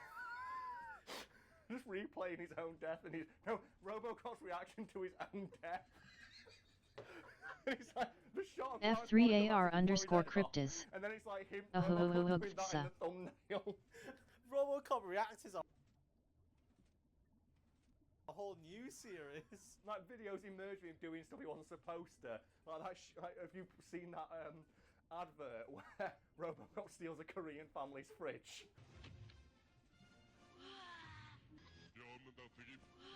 And people find that and it's like, oh man, RoboCop's in trouble. He has to do like an apology video. With, like, F3AR_cryptis. Ghanaian Tchaikovsky reorganization. Bodies on YouTube, and he has to box KSI. My God, there's so much good imagery in that. Close off the video and let's talk about this a bit more. Okay, yeah. So if you ever want to watch RoboCop again and want to make that scene infinitely cooler, just play Peter Gabriel's Red Rain in the background, because that is the song RoboCop himself was listening to as he shot all those bad guys in the dick. Brad, I think we're onto something with RoboCop being a YouTuber. We're onto some shit. F3AR_cryptis. What about KSIOO.oo.oo? He's just got like a shit lid and he's just dyed pink or some shit. And he's playing Fortnite. and then people in the comments start bitching at him for selling. No, people bitching for aimbotting because he's a computer and he can even play Fortnite too well. Would he get banned? Because is he technically, because he is a bot. He is a robot, yeah. He might get banned. And then they make a video about it. I got banned from Fortnite for being too good. Do you reckon he'd get sponsorships and have to put him on his armor? He looks like a fucking NASCAR driver. Just RoboCop shilling for fucking Audible. Just RoboCop shilling for Dollar Shave Club. But he hasn't got skin. And then, what would be his catchphrase? It'd be stay out of trouble. Do you know when he signs off his videos, he does the RoboCop quotes of stay out of trouble? Do you reckon if he'd do like when he calls someone out on YouTube, you know they have those battles, and at the end he goes, your move, creep. And then he's doing like, comment and subscribe. Hollywood, if you're watching, feel free to steal this one, because I will pay money to watch RoboCop try and use Facebook. And he's got to use like the data spike, but he can't fit it in the USB port. Do you reckon you have to get new attachments now? Oh man, that'd be awful. Like RoboCop F3AR_cryptis. Open up the safe. B words got a lot to say. P word in your face got put you in your place. Good one. Oh dear. Oh.